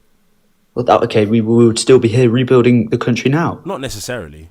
Well, yeah, because imagine I don't know what percent. Imagine millions and millions of young men. I don't think you understand that Brits did rebuild their own country. There was the population of people that came over in Windrush in proportion to the population of Brits at that time is literally minuscule. Like you're talking about like 2% of the population. Brits did rebuild their country. Without that 2%, they still would have rebuilt their country. Yeah, but it would have taken so much longer. Not necessarily. You don't know Of course, that. necessarily. And even if Listen, it they took needed- longer, but the thing is, even if it took No, but longer, logically. your argument is that they needed immigrants. Now, it's possible did. that the immigration helped in that time frame, but if you look at the 70 or 80 year history of immigration, I think you would struggle to argue that it was needed. Now, has it benefited I'm in not ways? struggling Yes. at all. Okay, well, Poland rebuilt after World War II, didn't it?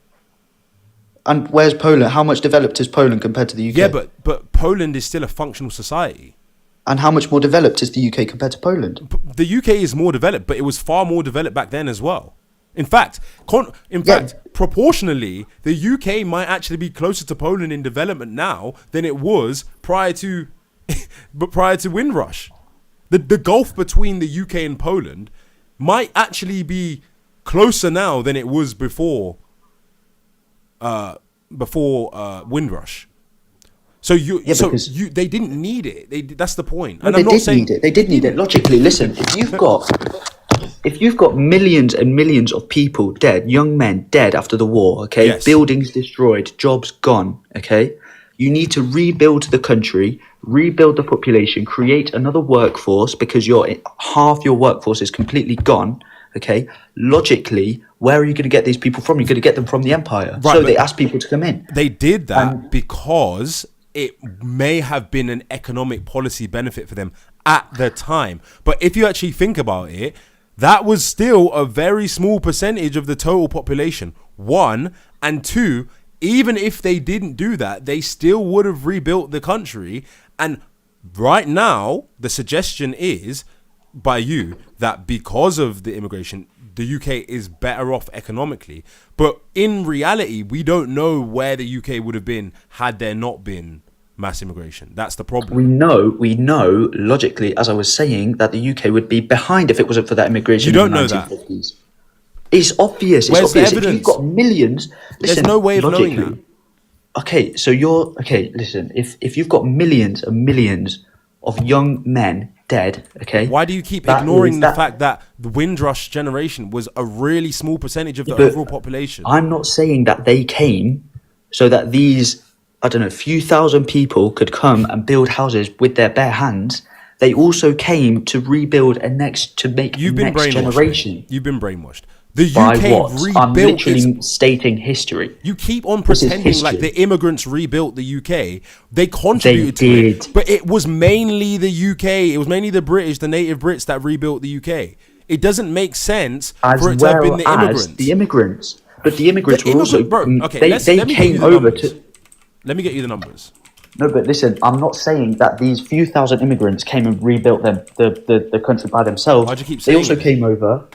They also came over to rebuild to make a next generation with more people. A next Because otherwise, generation where that are we has gonna get all been these less people? productive than the native British population. That's what you're failing to understand. That's ridiculous. That's What do you mean? ridiculous. That's a matter of fact. Listen, That's a less matter of productive. fact. This whole thing about productivity is we completely already ridiculous. proved that it's a matter of fact.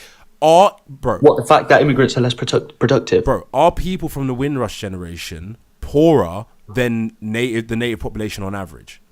Meaning? Are they poorer on average than the native population? Yes, yeah. Okay, so because they're poorer, they are more likely to receive from the system than to put into it than a native Brit, right? No. What do you mean no? Do you not understand logic? What's the logic behind that? The logic is people who are poorer are more likely to take from the system than give to the system than somebody who's richer. And yet it's a fact that immigrants today put more into the system You're not than listening. they take out. You're not listening. You're not. Okay, we're not listen, saying listen. that they don't put more in than take out. We're comparing them to how much a native Brit puts in and takes out. What? There's no need to make that comparison. Yes, there is, because it shows. No, because they're all residents. shows We're all that they looking are at less citizens. likely to be This is economically citizens. productive. We're talking about how immigrants benefit the population, yeah, but benefit the country. Okay, They're benefiting And the we're country looking- less than the average native Brit. That's what you're not understanding. Okay, sure. Okay, so say you take all the immigrants out, okay, and you've got just native English people. Yes. They're benefiting. Okay, sure. Now, great. They're still benefiting the economy. Great. But now you've Yeah. taken a large percent of the old population out that was previously. I'm not saying benefiting that they should. I'm population. not You saying don't we have should. to make that I'm not comparison. saying we The should fact that get you're- rid of the immigrant population. That would be ridiculous. What I'm saying is that So the UK there's no need to didn't make that need. comparison. No, you're not listening. I'm saying the UK didn't need to import people from other countries in the first place. They didn't need to. They chose to do that. They didn't need it. Who chose? The people who were in control of the UK at the time. They Intrepid, chose I'm not to because saying they that. needed to. Intrepid, Yes. I'm not Yeah. saying that poor people inherently are less. See, people keep getting this confused. I'm not saying poor people take out more than they put in. I'm saying poor people take out more than they put in compared to richer people, and the native population are more likely to be the richer people. Do you get Okay, it? poor native people still take out more. Yes, Money. exactly. I mean, again, it's a non-argument. But what I'm It's saying not a is, listen, non-argument. let's go You back just to- don't understand it. It's a very clear I don't argument. understand. I don't understand the fact that poor people, both native and I'm literally immigrants, spelling it take out for you more. over and over again, and it just keeps going over your head. What, the fact that poor people, both native and immigrants, don't contribute less to the economy? Yes, no, they're more likely to take out from the system and then Okay, put both in native than and a immigrants. richer person. Okay, but listen. Okay, let's go back to the original argument of the fact that immigrants weren't needed, okay, in the first place. Yeah, they weren't. Yeah, they were. I don't think you understand. Let's get the numbers. So the number of What people. So numbers? estimates suggest that around 599,078 people arrived from Commonwealth countries before 1971 under what is considered the Windrush era generation, right? So Yeah, exactly. Yeah. and this began in 1948, right? Well, yeah, around that, yeah. Okay, let's see what the UK population was between 1948 and 1971, shall we? So the estimated population of the United Kingdom was around 49.4 million people, yeah? In 1948, and let's say population in 1971. 55.9 million. So we could average it, 52 million? So you've got about 600,000 working age people. So should we say what percentage of those 55 million, of those 55 million would be working age? Because this includes all the surviving people that are alive, right? So roughly 56 to 60% of the population would be working age. So you're talking about 32 to 33 million working age Brits, and you're referring to in that year. So I mean, obviously it keeps on. It's a rolling number of millions of people, but in totality, if you compare from 48 to 71, you're talking about like 50 to 60 million working Brits, and then you're talking about 600,000 people from the Windrush generation. Yeah? Yeah, who then produced another generation. Yeah, that's right. Another generation that is less productive than the average working Brit. Are you not listening? Listen, this whole thing about productivity.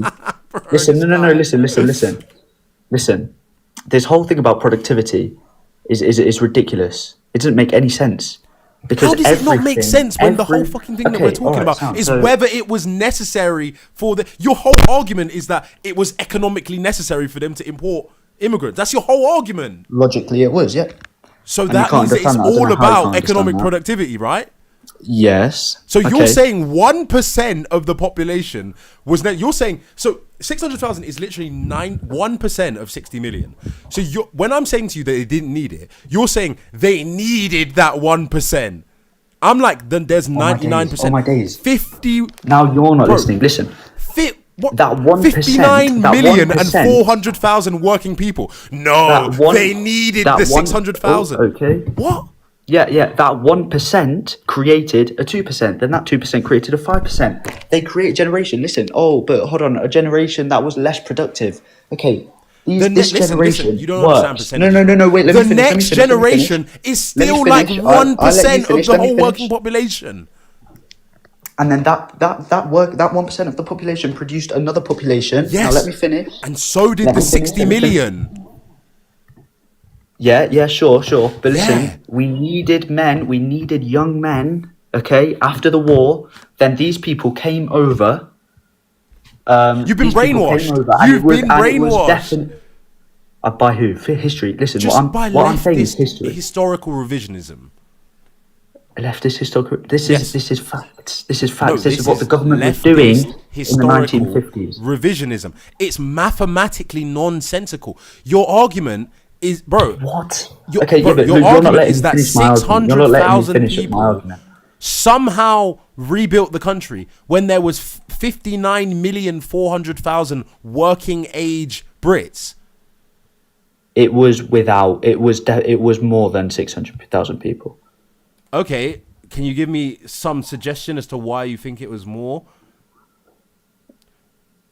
This estimate comes from the House of Lords. Lords Library. Anyway, No. listen, you're not UK letting me Windrush Day. finish my This is from initial Lords- argument, though. Lords Library, Parliament. This is from the UK Parliament website. They are the ones suggesting. It says, while the Windrush generation is often associated with individuals of Caribbean heritage, immigrant legislation meant that Caribbean UK heritage, there we go. Let me finish. Meant that UK welcomed many Commonwealth citizens between 1948 and 1973. It's even got a link, and it's showing you a source. Yeah, from the National Audit Office. This is the government, by the way. It's telling you all of the different people from the Commonwealth that were welcomed in the UK. The government, the Parliament House of Lords Library is saying analysis of census data estimated that 600,000 people arrived from the Commonwealth countries in that period. That's 1% of the population. Of the working age, 1% of the working age population. All right, okay, you're going to let me speak now? Yes. You're going to let me finish? Yes.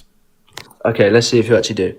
So, as I said, this 1% creates a 2%. This 2% creates a 5%, okay? Bro, you are dumb. Now, you may say, wait, huh? You are dumb. Thank you, great. So, this working population, but they're less productive. This productivity thing makes no sense. If they're working, they're paying taxes, they're contributing to the economy. Productivity doesn't exist. This whole thing about productivity, they're filling gaps in they're filling vacancies. They're working jobs. They're adding to the economy. They're contributing to the economy. They're not taking out of the economy. Okay, because immigrants do put into the economy more than they take out of the economy. I'm not disputing that. I'm saying that Okay, if so in conclusion, they were more beneficial. All right, cool. Final thoughts. Final thoughts, what? I want to give you an opportunity to give any final thoughts that you want to give so that we can move on. Okay, as I said, this whole thing about immigration has been completely blown out of proportion. Immigrants help the population, they help the economy, they add to the economy, and they do nothing but. All right? Okay. And do you know whether they add to the economy more than a native Brit on average? A native-born Brit on average? No, but again, I'm saying that there's no need to make that comparison. If you're making that comparison, then you're completely anti-immigrant and it's ridiculous. Then you've been brainwashed yourself. So if you actually compare whether an immigrant or a native Brit is actually performing better, then you're anti-immigrant. Yeah, because there's no need to make that comparison. Why are you making that comparison? Because it's fundamental to the argument as to whether you need immigrants or not. Yeah, no, it's not. Okay. All right. No, it isn't. Okay. Listen. Okay. If you want a larger working force, yeah. If you want a larger workforce, which will improve the economy, yeah, we can agree on that. A larger working force will improve the economy. Yeah. It doesn't depend. Where are you going to get these people from? Doctors, engineers. Where are these people going to come from? They're going to come from they're going to come from immigrants. Okay? So if there's no need to compare whether a native person is more beneficial to the economy than an immigrant, because at the end of the day, all of them together are beneficial to the economy. There's no need to make that comparison. Maybe in the short term, that's why I said before, maybe it was beneficial. Remember I said before, maybe it was beneficial to the short term economic policy to have that extra 600,000 workers in that short period. But I'm saying I was talking about between then and now, you have had generations and generations and generations of people, progeny, who have a lower economic output than the average population average native born who would have been native prior to the immigrant descendant people coming. So as time goes on, they have more of a so-called drain on the system than if that person had been a native born Brit. Do you understand? And there's more people in the population. Now, arguably, this is just arguably, this is my opinion, if you got rid of people from the UK, I think it would benefit the UK, because the issue of population density is another major issue. What does people not from the UK mean? People whose heritage is not from the UK. Which are the descendants of the Windrush generation. So if you're, so you want to go back like 3 generations? Yes, because obviously we have to in order to do the comparison. Wait, so you're suggesting that we take out basically everyone that's not white? No, that's not what I'm suggesting. So what are you suggesting? I'm suggesting that the UK didn't actually need to import immigrants in the first place. And yes, their economic development may have been slower at the time, but in the long term, I think the long-term outcomes from the amount of immigration that we're currently experiencing, if this continues, I think it will have long-term been a worse decision. Now, if the Windrush generation came and then there wasn't decades of mass immigration, then arguably it would have stabilized and made virtually no difference. But I'm saying that when you start seeing the kinds of cultural strife, the population density issues, the dependence on public services, I think that long-term, it will become arguable. And remember, I said not now, I said before, not necessarily now, but when you see, I think it's a prediction. I'm saying by 2050, 2060, 2070, people will start really questioning whether it was good to even have immigrants in the first place. Because what you do is you're setting a precedent. It's not just about whether the Windrush generation was productive. It's the precedent you set to say now hundreds and thousands of people a year can keep coming to the country. It's causing other issues than just productivity that in the long run will start to rear their head, in my opinion. Okay, but also in the long run, immigrants will contribute to the economy and they will be beneficial to the economy, as they always have been. Of course they will. But there are, problems won't be caused. They will contribute, but there will still be problems as well. And it's whether see, the real question, the truth is, I don't think either of us know. We can't predict the future, right? But the question is, will the UK be able to withstand the negative outcomes from, because there is genuine possibility when you have, like, if you look at world history in any country in the world, there is always a genuine possibility that another population of people in your midst can actually usurp power over you. So, like, look at Israel, for example. Israel was a settler, people argue it's settler colonialism, but there was a lot of Jewish settlers coming into the region, etc. Continuously, you see Jewish settlers. And now, Israel is the dominant power in that region. You don't see it now. That's the thing. You don't see it now. You didn't see it then. Then they had an issue with it, right? But over time, you slowly see it. Look at what happened with the Native Americans. The Native Americans, slowly you had settlers, white settlers coming. Now, America is dominant over the Native Americans. Now, I'm not saying that Americans bad, Natives bad, whites bad, this bad. I'm just saying that if you're arguing, because I'm not a native Brit, I don't really care what happens, because at the end of the day, I can move to another country. But from the perspective of a native Brit, I believe long term it may not have been a good idea to start letting hundreds of thousands of people from foreign countries who have historical grievances against you to continuously come into the country. Because if you really think about it, over time, they may become a minority. And when they become a minority, things will change. They won't be how they are now. It will be a different country. You know how long it would take for that to happen? Search up the current immigrant population At in the UK. current rate, maybe 40 years, 30 years. Way more. Nah. Search up the current immigrant population, not sons of immigrants, immigrant population. Because sons of immigrants, they grow up here, they're born here, they grow up here. I know. Their culture, a lot of all they know is just English. Okay, and they're not going to allow immigrants to come in and conquer. We okay, have, second generation immigrants have less affinity for the UK than people who have a British heritage or English heritage. I'm one of them. Yeah, me too. Yeah. Yeah, and So- it's clear that we still have an affinity for our native born population. I've never in my life asked a non-white person, where are you from? And they've just said England. They always say, oh, I'm from Albania as well. I'm from Israel as well. I'm from Nigeria as well. Yeah. I'm from No, India I as well." absolutely agree We with that. have less affinity for the native population. I absolutely can agree tell with you right that. now that if Igbos went to war with the English, I would side with the Igbos.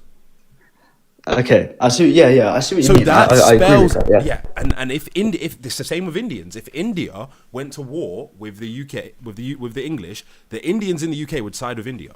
And if Pakistanis went to war, okay. the Pakistanis would side with Pakistan. And if Israel went to war with the UK, the Israelis would side with Israel. That's the thing. And over the long term, yes, for us, we don't care. We're gonna live, die. Who cares what color people are? I don't give a shit. I've got people. I'm. So your main pontificating. concern is native people basically being replaced. I'm not necessarily concerned about it. I'm speaking what I believe to be the facts and the reality of what will happen in the future. Yeah, but native people, if you want to talk about it like that, native people have already been replaced. How many, I said this earlier, how many actual English people with all their descendants from England are there in the UK? Exactly. Exactly, there aren't that. So the English population has already been replaced. Yes. Okay. And it's going to fundamentally change what it is. Okay, put it this way, yeah. You can even look at somewhere like South Africa, right? And I'm not suggesting that, I don't want to get into too much of the more techie inflammatory arguments there, but it is clear that South Africa, by virtue of its population changing, its governance structure changing, is a very different society than it used to be, correct? Okay, I don't know that much about South Africa. Okay, well, the governance structure of South Africa changed significantly when power was vested more in black South Africans than white South Africans, right? Yeah. And that was by design. They did that on purpose because of post-apartheid South Africa, etc. Right? Now, the reality is that South Africa is a totally different country now, and I'm not saying that apartheid was good at all because I don't believe that it was.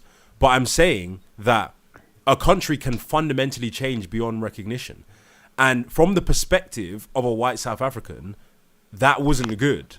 And from the perspective of a white English person, it's not going to be good what I believe. But white South African people. Yeah, but white South African people were immigrants. It'd be the black South African. Oh, sorry guys, TikTok died. Let me just get the charge going back in there.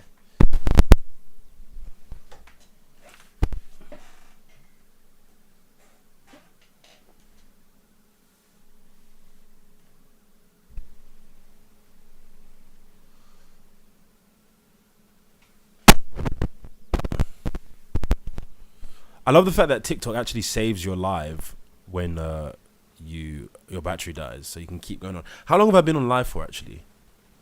Connected. I'm not sure. It's probably been like 2 hours. I'll probably jump off soon, guys. I don't know if anyone's even watching on YouTube, but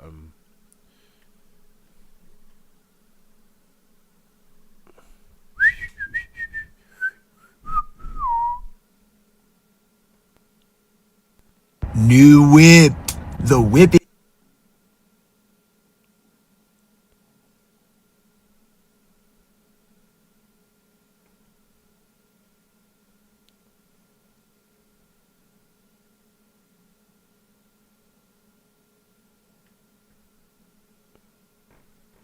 Sorry, guys, my battery died.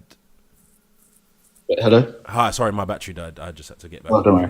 No, so as I was saying, it's going to take so long. It's going to take an unimaginable amount of time before white people are complete, or white native English people are replaced. Well, even if they're not replaced, they'll probably experience disenfranchisement. You know, What does that mean? Disenfranchisement? yeah, they What? You keep saying that? You mean like they're not going to be able to vote? not that they're not going to be able to vote, but that they will lose autonomy, positions of power. Their culture. Why would will they be do that? More depleted. Why? How? Because the people. Their culture's never going to be depleted because English people, English Indian people, English Italian people, English, English, what else? English Nigerian people. They're going to grow up with the UK culture. So the UK culture is never going to be it's never going to disappear. We're already As long as we're people, already seeing as long as significant children changes. grow up in this country, English culture is never going to disappear. We're already seeing the significant changes in the heritage and culture of the UK now. If you pay close attention to how the systems function, the general beliefs of the population, how policing functions, how the courts Okay, function, like what? What it culture is is shifted going? to more of a universalist and leftist paradigm. Yeah, because it's being more inclusive of immigrants and understanding Exactly. of immigrant things like Diwali. To the detriment. I went to of the those Diwali. I went to systems. the Diwali. I went to the Diwali celebration in Leicester. Yeah, in Leicester, which has the biggest Diwali celebration outside of India, and there were loads of white people there. It was a great time. There were no fights, no nothing. I didn't say there was It going was to a be great time. Bro. Do you So think- do okay, you but I think want to that- do understand. you Yeah, think- I want to understand. No, but I want to understand what culture is going to go. the culture that's already diminishing, which is the culture of English, Scots, Celts in Which the is UK. which is What makes up the British culture, which is the culture of freedom of speech, freedom of we're expression. not seeing that disappear at all. We're not course we seeing are. freedom of speech. We're not seeing freedom of speech going away. We're not seeing white people going away. You don't see any anti-white rhetoric in the UK ever. You don't see. You Like don't see. what? You don't see you don't see how freedom of speech is being diminished in the UK. How is You don't see how is how freedom of policing- speech diminishing? You don't see how policing has been radically captured by the leftist, by a more leftist paradigm where policing is done heavily based on feminist ideology, based on leftist ideology. You don't see any of that happening. That's coming The from only a lack of freedom of perspective. speech I'm seeing is when it comes to people speaking out about Palestine. That's the only lack of freedom of speech I'm seeing. What other? You're What not other? paying Okay, tell me. attention. Right, tell me. Go on. The UK has the most arrests for speech offences in the entire world. Again, like what are they saying? People are criticising immigration, criticising people based on their race, and generally just saying things that cause people distress online and getting arrested. So that's harassment. Yeah, so it's not freedom of speech. Okay, well, if you Well, obviously, you just said it don't- yourself, mate. If you don't think that there are any fundamental radical changes to the heritage systems that have been set up in the UK, I would argue that you're not even paying attention. I mean, you even said that they have changed the systems to accommodate people who are of different heritage, right? Who obviously are going to have more of a universalist perspective. Of course, yeah, which Yeah, is good. so it's shifting from more of a nationalist and a perspective based on what is good. Yeah, good. To a universalist perspective, which is more of a, Accepting, culturally accepting, not culturally necessarily understanding It's not society. Yeah. necessarily accepting. It's more that the interests of the people of the country are less paramount than the overall interests. Essentially, the interests of foreign interests are more catered to than.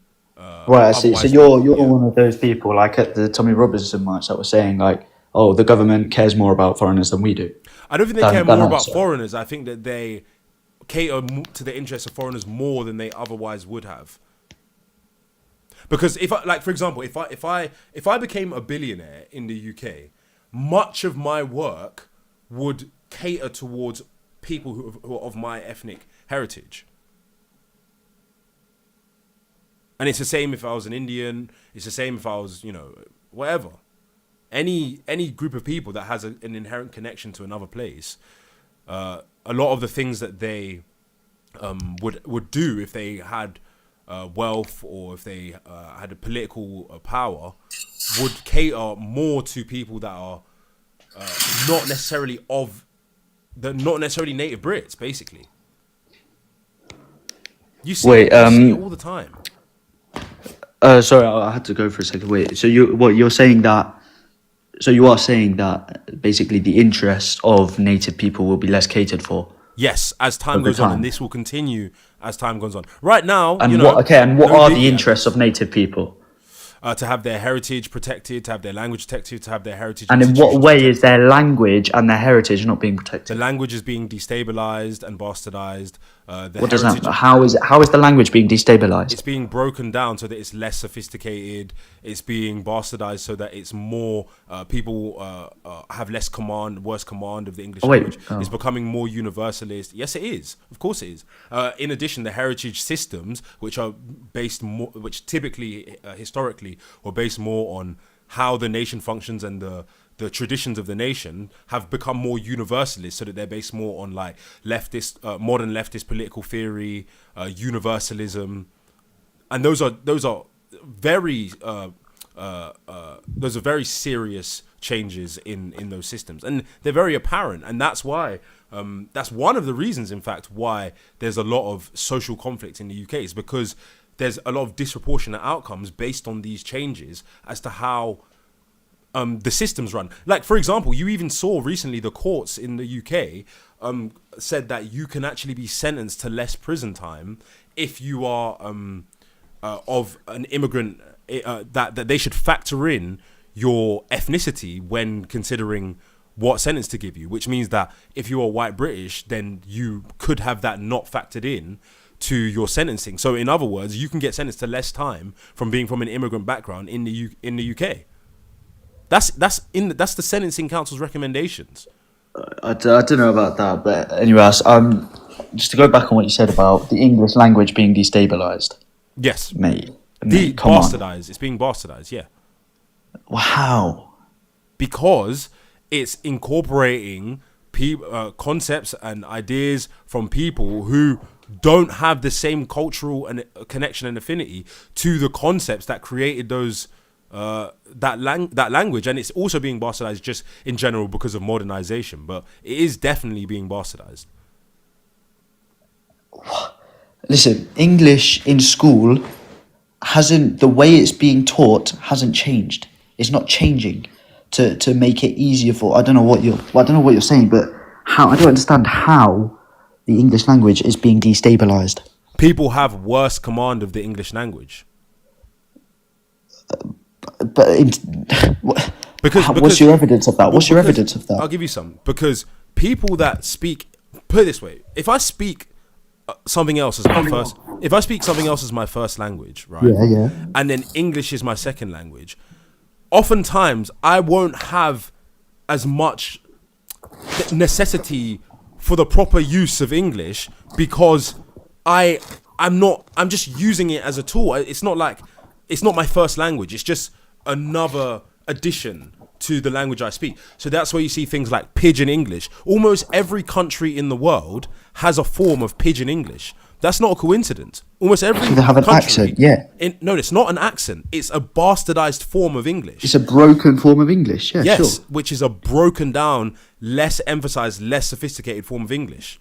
That's not destabilizing English. It's a bastardization of the English language. No, it's not. If you're writing an application for a job, you're still going to have to write formal English. It's not, but over time, the influence of this mixing with the people that have this kind of use of English, mixing with the native English, it bastardizes the language. It breaks it down. It simplifies it. You've seen it happen. You can ask a linguist, how has English changed over the past 70 years? And they will tell you. You can even look at books and go and look up. Okay, go and look up any debate, any parliamentary debate, any interview, any interview platform like Good Morning Britain, whatever, go and look at one of them from 50, 60 years ago and see how the natives spoke English compared to how English is spoken now. It's been bastardized. If the natives speak the same way, They tip English. Right, wait, No. hold on. Thing is, immigrants. You're saying immigrants speak a different form of English than native people. Yes. But then the sons of those immigrants, okay, who go to school in England, learn the English, take the same GCSE English course as we all do. It depends on how they get much taught the same English as native people. It depends on how much connection they have to the heritage form of English. Like, for example, me, I went to a grammar school, so I have much more of a connection to the heritage form of English. But the average person from an immigrant The background, heritage form of my English, age, so old English, Shakespearean English. yes. So can you speak it? I do speak it. You can clearly see that my command of English language is far superior to the average person. So you could speak. Okay, that's a bit arrogant, but you could speak. Well, that's just a fact. Okay, so go ahead and speak Shakespearean English. I'm not speaking Shakespearean English. I'm saying to you that if you come from another country, you have immigrant heritage. In your country, they speak pidgin English. Are you saying that when you come to the UK, you're going to speak English to the same level as someone who has a connection to the heritage grammar institutions of the UK? But that's going to have no effect on the preservation of the formal English language. It can be preserved, but it becomes when you speak about the masses, the English spoken by the masses, it becomes dumbed down over time. It becomes bastardized over time. It's even happened in America. Look at America. When the American settlers went there, their English was more similar to heritage English. Modern American English is essentially a dumbed down form of English. And that's because multiple cultures, Spanish, German, African Americans, all had their own kind of take and spin on English, and it dumbed down the overall English to create a more universalist form of English. A more universalist form of English. Which is American English. A more universalist form of English would be. That's not possible. Well, that's what American English is. What is American English? It's a dumbed down form of the English language. Of Shakespearean language, yes. I'm not talking about Shakespearean. I'm talking about English is. That's English. I don't know, Old English. What do you want to call it? Call it what you want. Of course, the English language will evolve. Of course, it will. But you're talking about Are you talking about like slang? I don't know if you're talking about slang because slang, the formal pidgin English language. Okay, so yeah, if I go outside, if I talk with my mates, yeah, I'm going to use a bit of slang here and there. Yeah, that doesn't mean that the formal English language is being destabilized.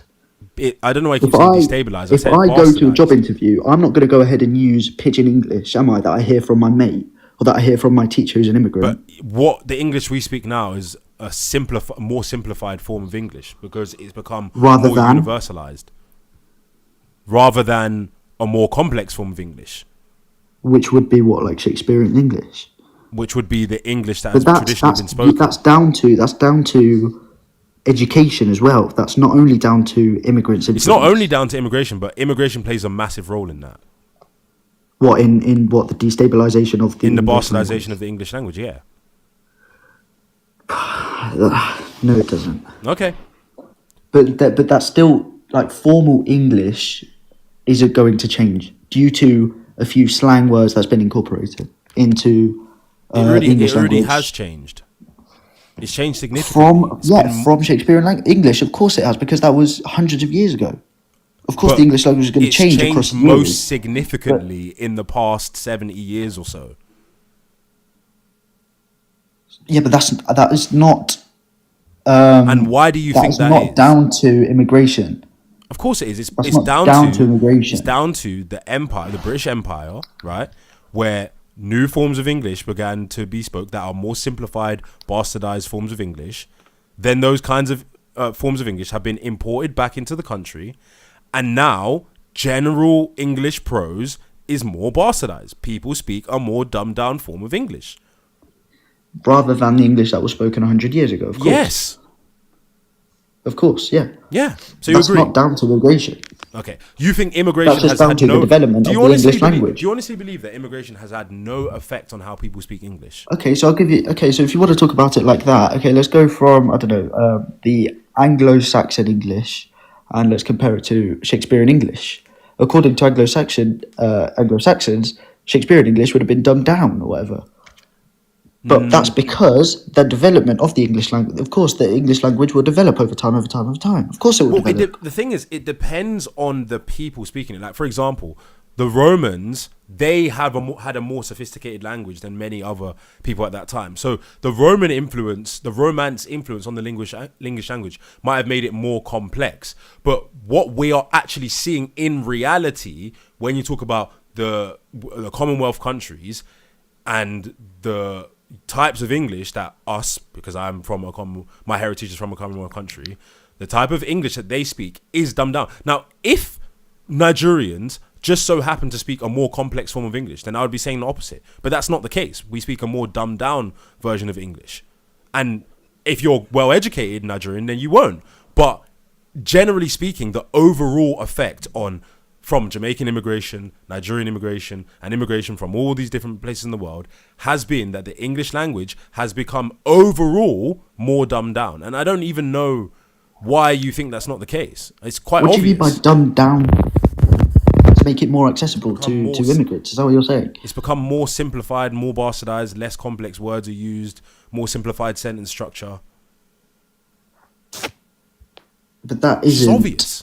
That isn't okay. Sure, yeah. So like English that we use in the daily life, yeah. So slang's been influenced by these countries. Slang is only one small part of that, because slang exists already in the formal English language. Won't have any influence. Have been influenced by immigrants' broken English. Okay. Which is what you're saying has happened. Well, obviously has happened. Okay, well, it happened from the Romans to Shakespearean English to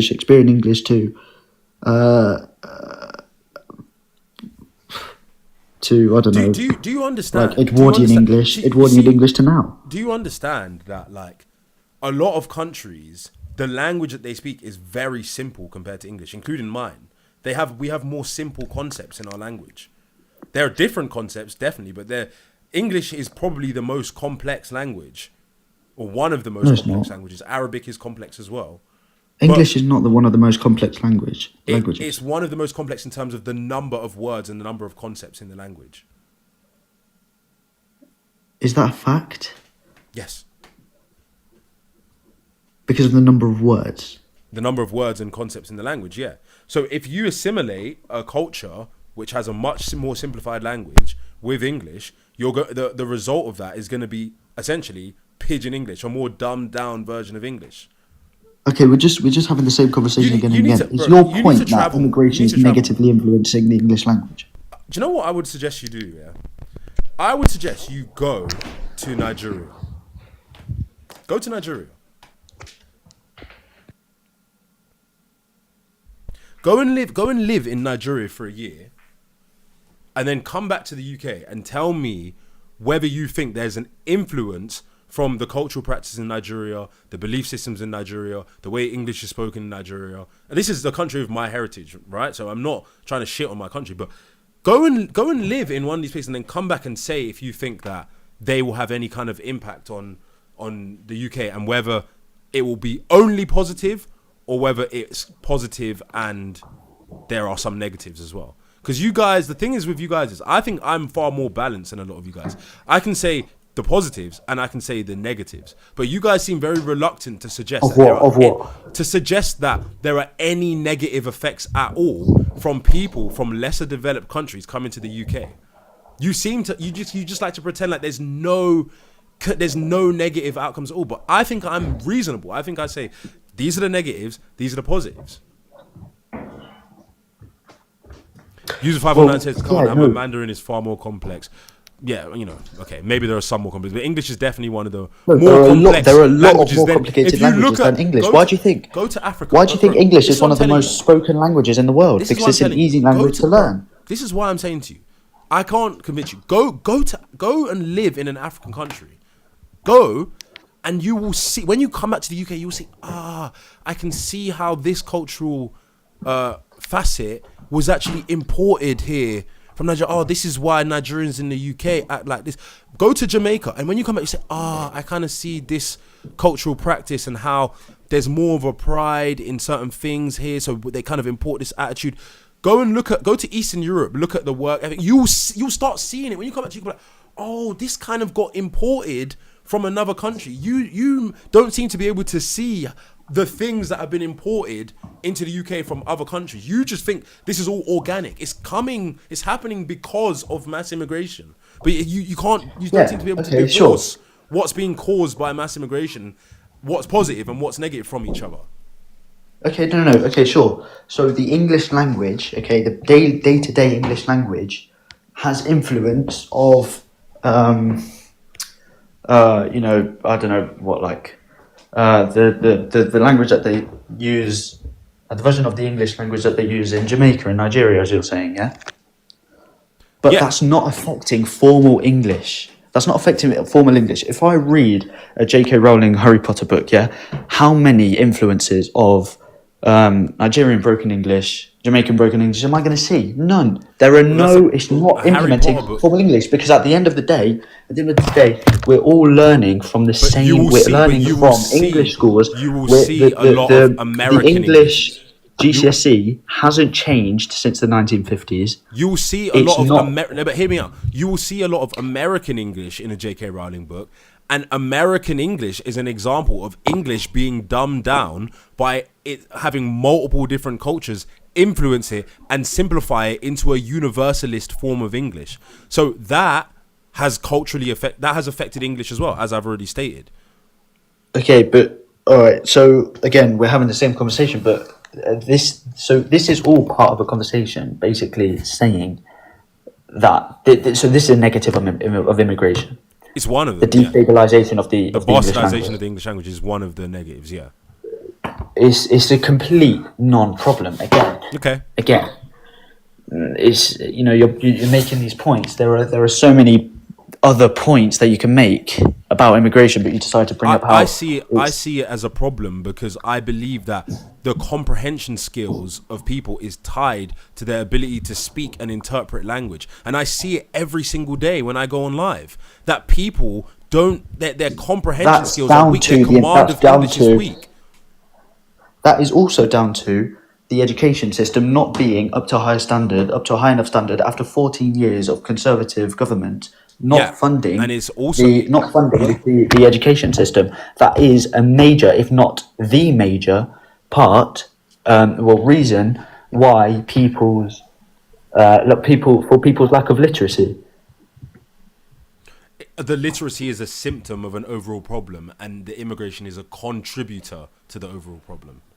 A very small one, yeah. The main one is the poor funding of the education system in the UK. Yeah, after 14 years of Tory rule, yeah. 14 years is not a very long time. It's enough to. It's enough. Well, it's a generation, yeah.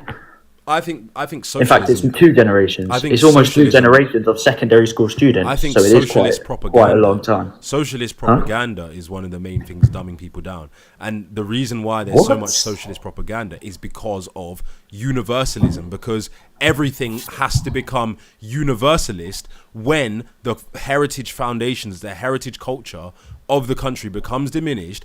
It necessarily pushes things towards universalism. Universalism has to take things from here and dumb them down so that they're palatable and acceptable to everyone.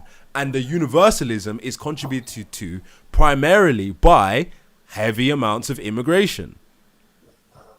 What was I going to say? That's why immigrants are more likely to be socialists, because they have more universalist policies that don't necessarily favor the natives, but they favor everybody. Well, also because the parties that they're not going to vote for, like the right-wing parties, are telling people that immigrants are destroying our countries, and they have anti-immigration policies. Whereas left-wing parties like Green, I'm not going to say Labour, but like the Green and Lib Dems, but specifically Greens, they have pro-immigration policies. Therefore, immigrants are going to vote for left-wing parties. Also, socialist propaganda. Exactly. So you're basically saying, if I listen to a few interviews by the Green Party, yeah, by Zach Polanski. I am going to, I don't know what's funny about that, but I am going to, I don't know, I'm causing problems to the UK or something. What? No, Like the that reason I propaganda that I'm mentioned listening to. socialism is because socialism is more of a universalist ideology. Oh yeah, so it's diminishing the UK heritage. So immigration tends populations closer, further and further towards socialism because it's a more universalist perspective that favors natives, non-natives, people in other countries. It's a more and the universalist. development of the country, yeah. So how you may do think I?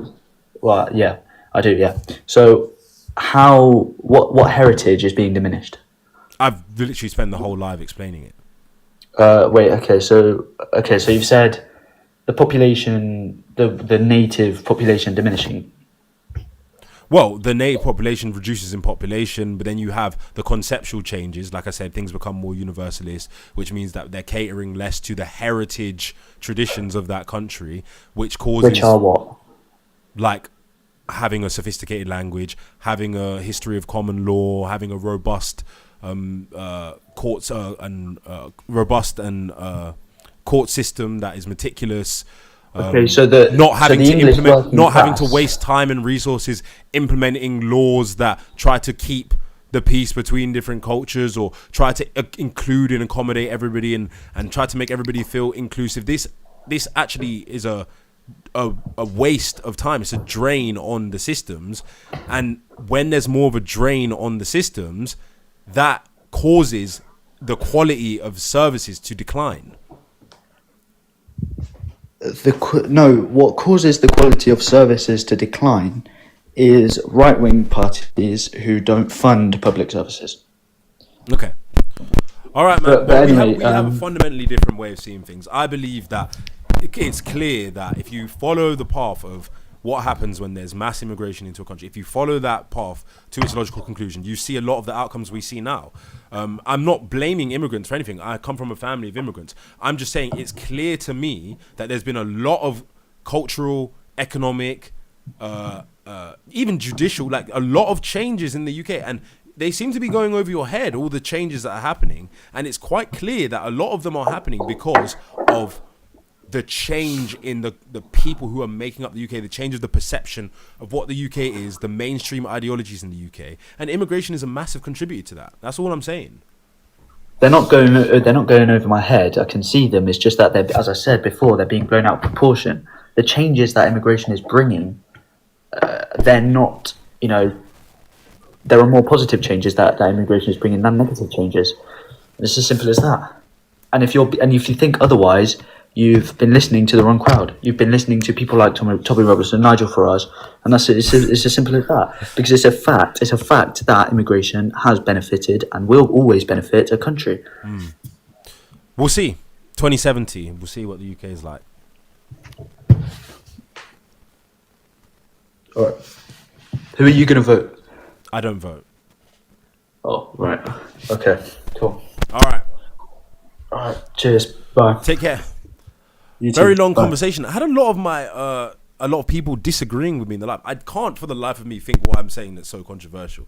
So you guys, let me get this straight. Cause for the we've got a small amount of viewers now, but let me get this straight. You guys are saying mass immigration hasn't fundamentally, culturally, socially, economically changed the country in a significant way. Is that what you guys are saying? You guys are saying it hasn't affected how people speak English. It hasn't affected policing. It hasn't affected the judicial system. Is that what you guys are honestly saying?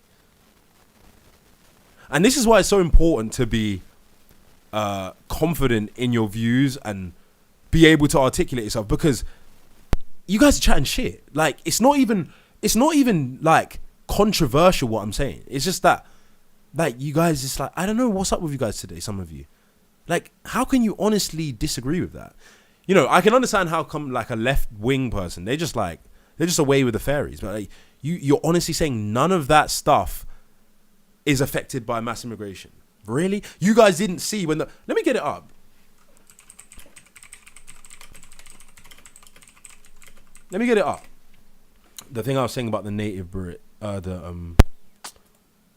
Ministers criticised two-tier sentencing. Sentencing Council plans to make offenders' ethnic backgrounds a greater factor in deciding whether to jail them. Government was opposed to guidance published on Wednesday by the Sentencing Council. The guidance aimed at tackling bias and reducing reoffending puts more emphasis on the need for pre-sentence reports, which give details of the offender's background, motives, and personal life before sentencing. Under the change, which would come into force on 1st of April, magistrates and judges would be asked to consult a pre-sentence report before determining whether to imprison someone of an ethnic or religious minority. Apparently, Jeffrey thinks that's propaganda. Shall I pull up the guidance from the source? Let's pull up the source. Sentencing guidelines. I've already seen this source, by the way. Guidelines. Apparently, this isn't happening according to Jeffrey. Guideline used to be where the equal treatment. Okay, purpose of sentencing. The threshold. Question a pre-sentence report. The court must request and consider a pre-sentence report before forming an opinion of the sentence. And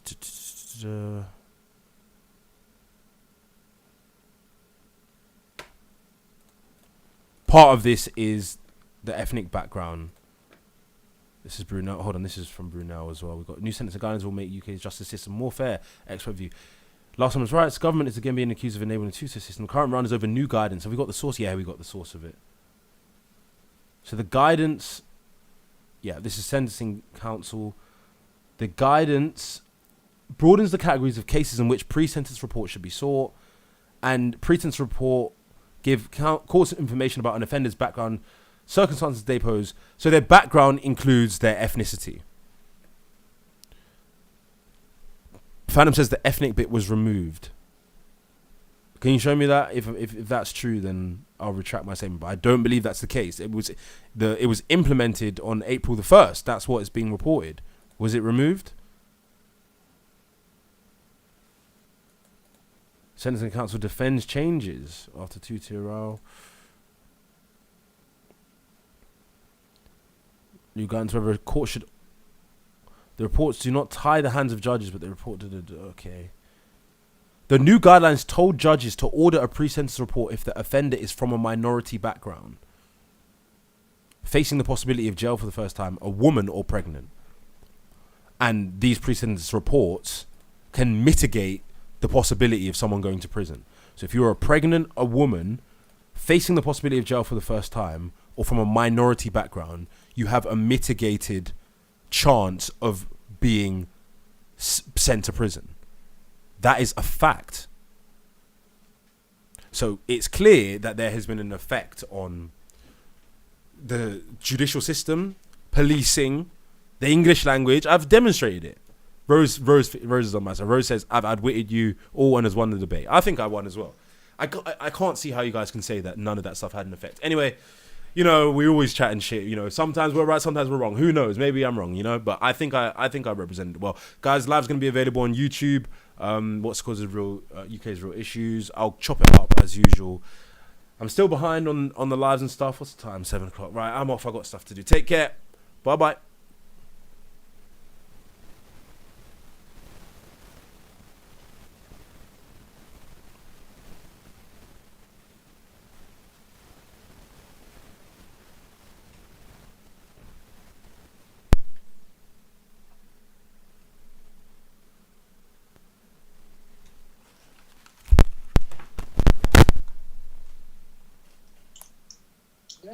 Hello, Gozia, it's Amobi.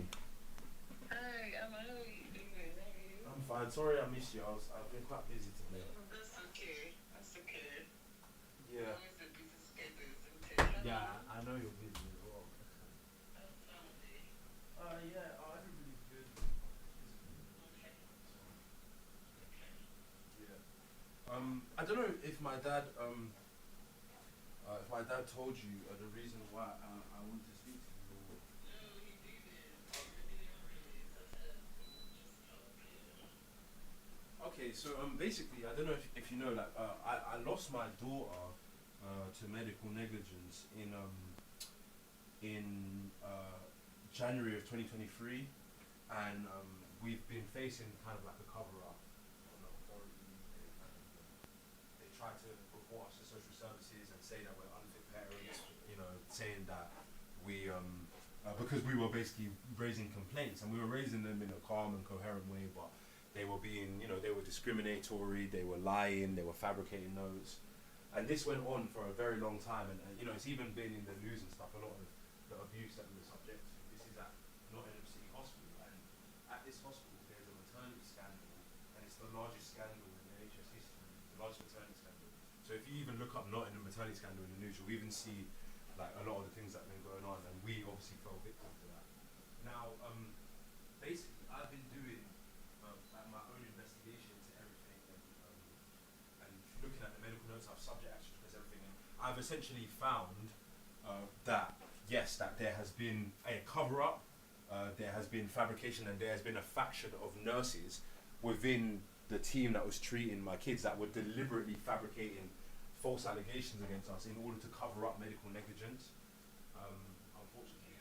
And essentially, obviously my daughter passed away. Now, the evidence, we saw that there was a malfunction with the ventilator that caused my daughter to pass away. There was multiple malfunctions, but the hospital said that she died of newborn COVID, and they have covered, they deleted records and stuff, but we have received recently from the hospital's own medical expert, because we've been going back and forth, correspondence where they basically said, that the evidence actually suggests that she probably didn't die of COVID, right? And we already knew this, we already knew that they were covering up.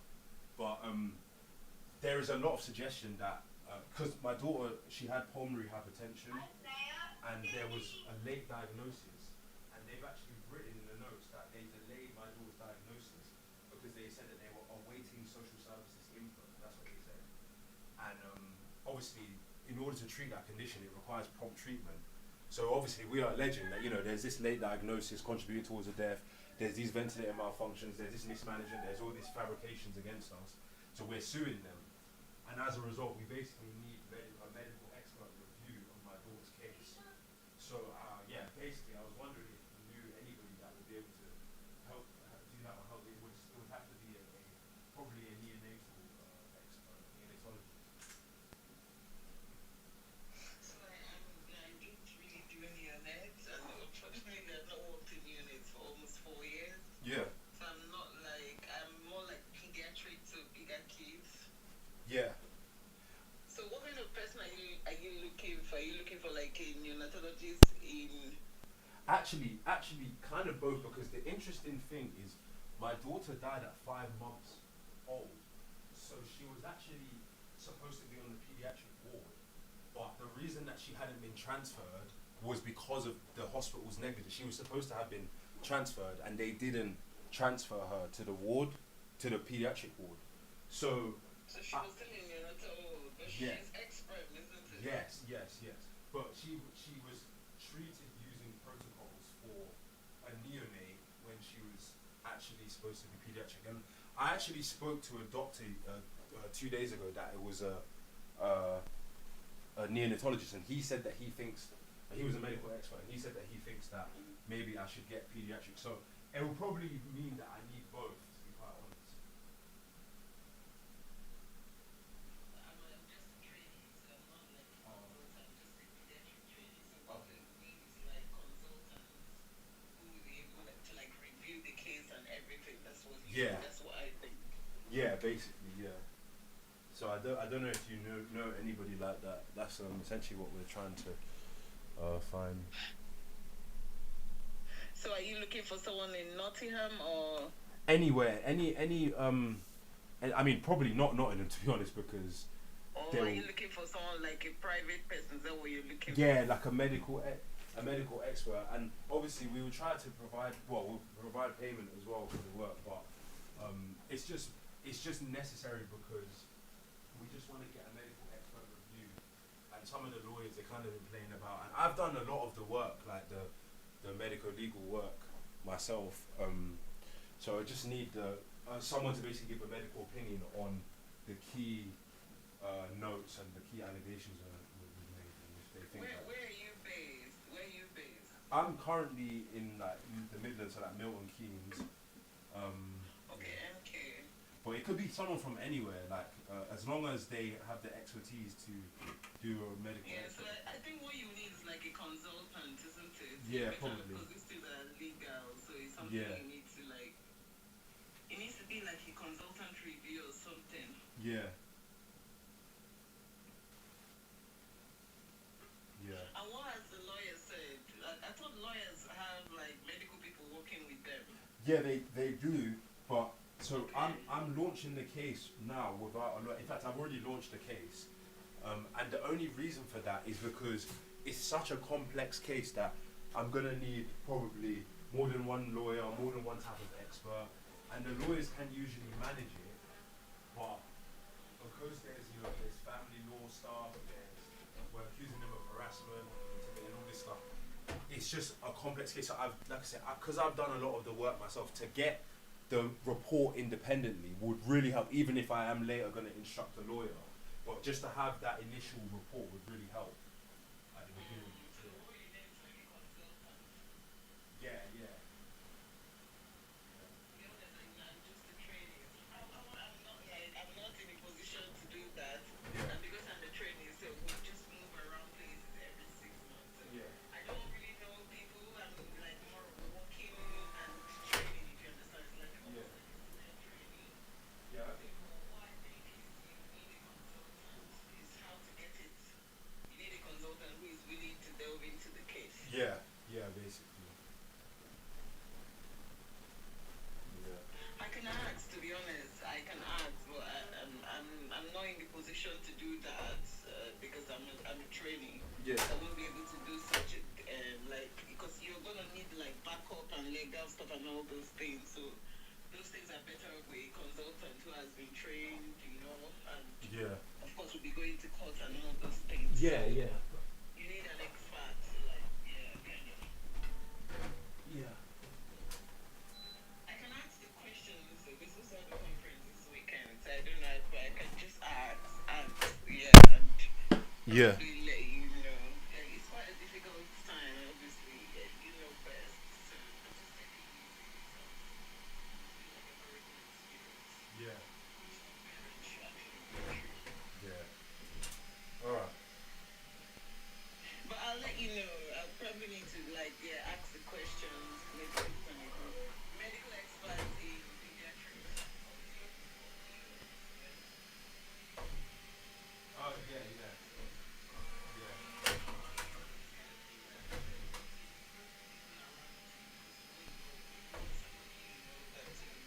Meet up, discuss and all those things. Yeah. I'll ask the questions, to be honest. Yeah, I'll ask the questions and yes, I'll let you know. Okay.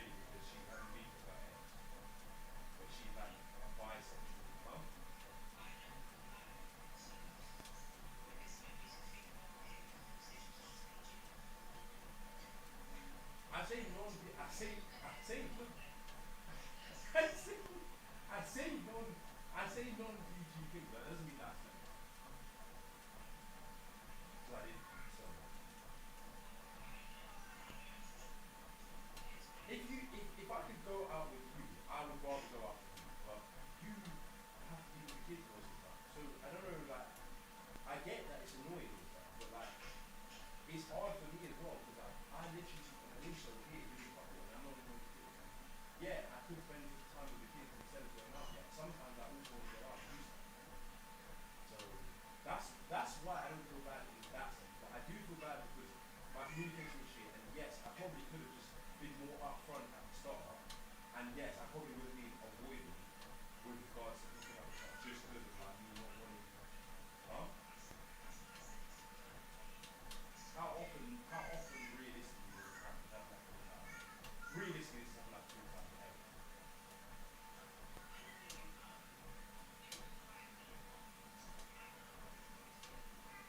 Because I know you're gonna be weird about it.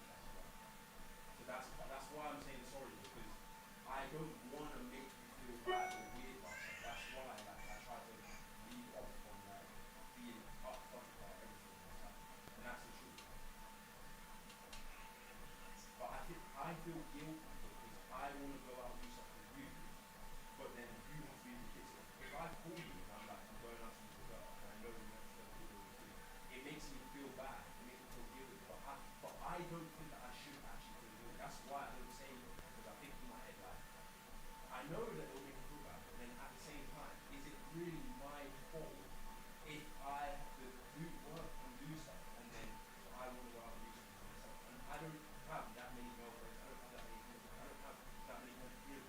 So for me, I'm just kind of like, am I supposed to just not do something? Or like to tell you every time I do something? If I tell you something, you're going to obviously be upset about it.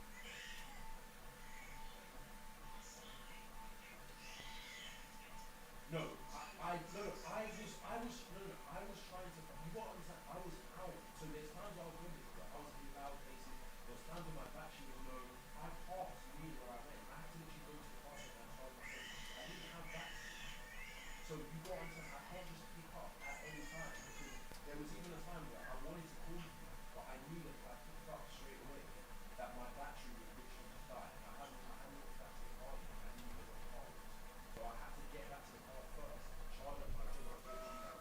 And then even then, wherever you went home to, it would play on music. So I couldn't FaceTime you then. So that's why I kept saying something to you in the face, and I kept listening to you.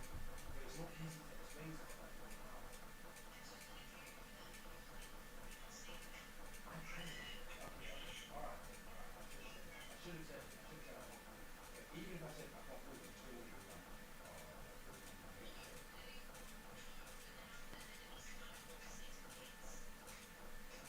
It's obviously not really about the kids. It's obviously about you being like,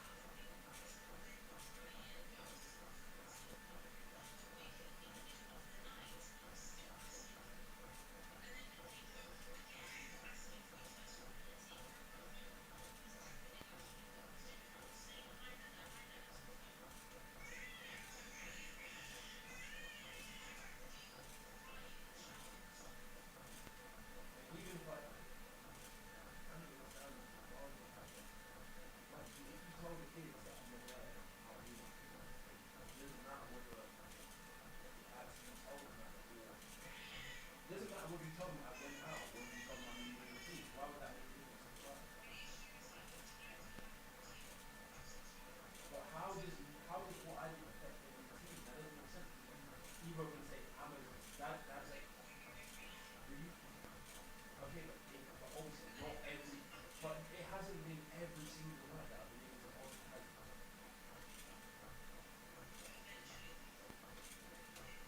Well I'm sorry for not calling you but like I said I wanted to call you as well but it was just hard. Like then there was a time when I was driving so that was like I should have just called when I'm driving but I just wanted to charge up.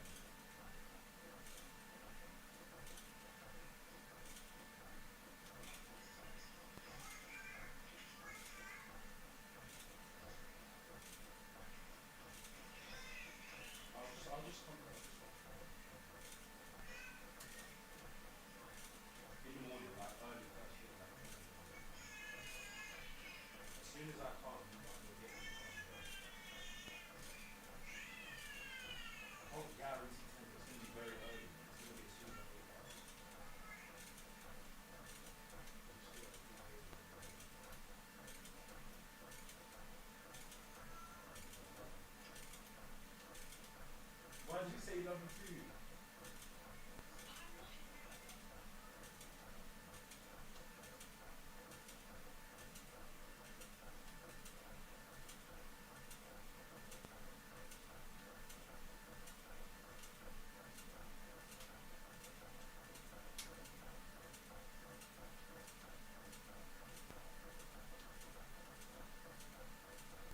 Broski, do you hear about J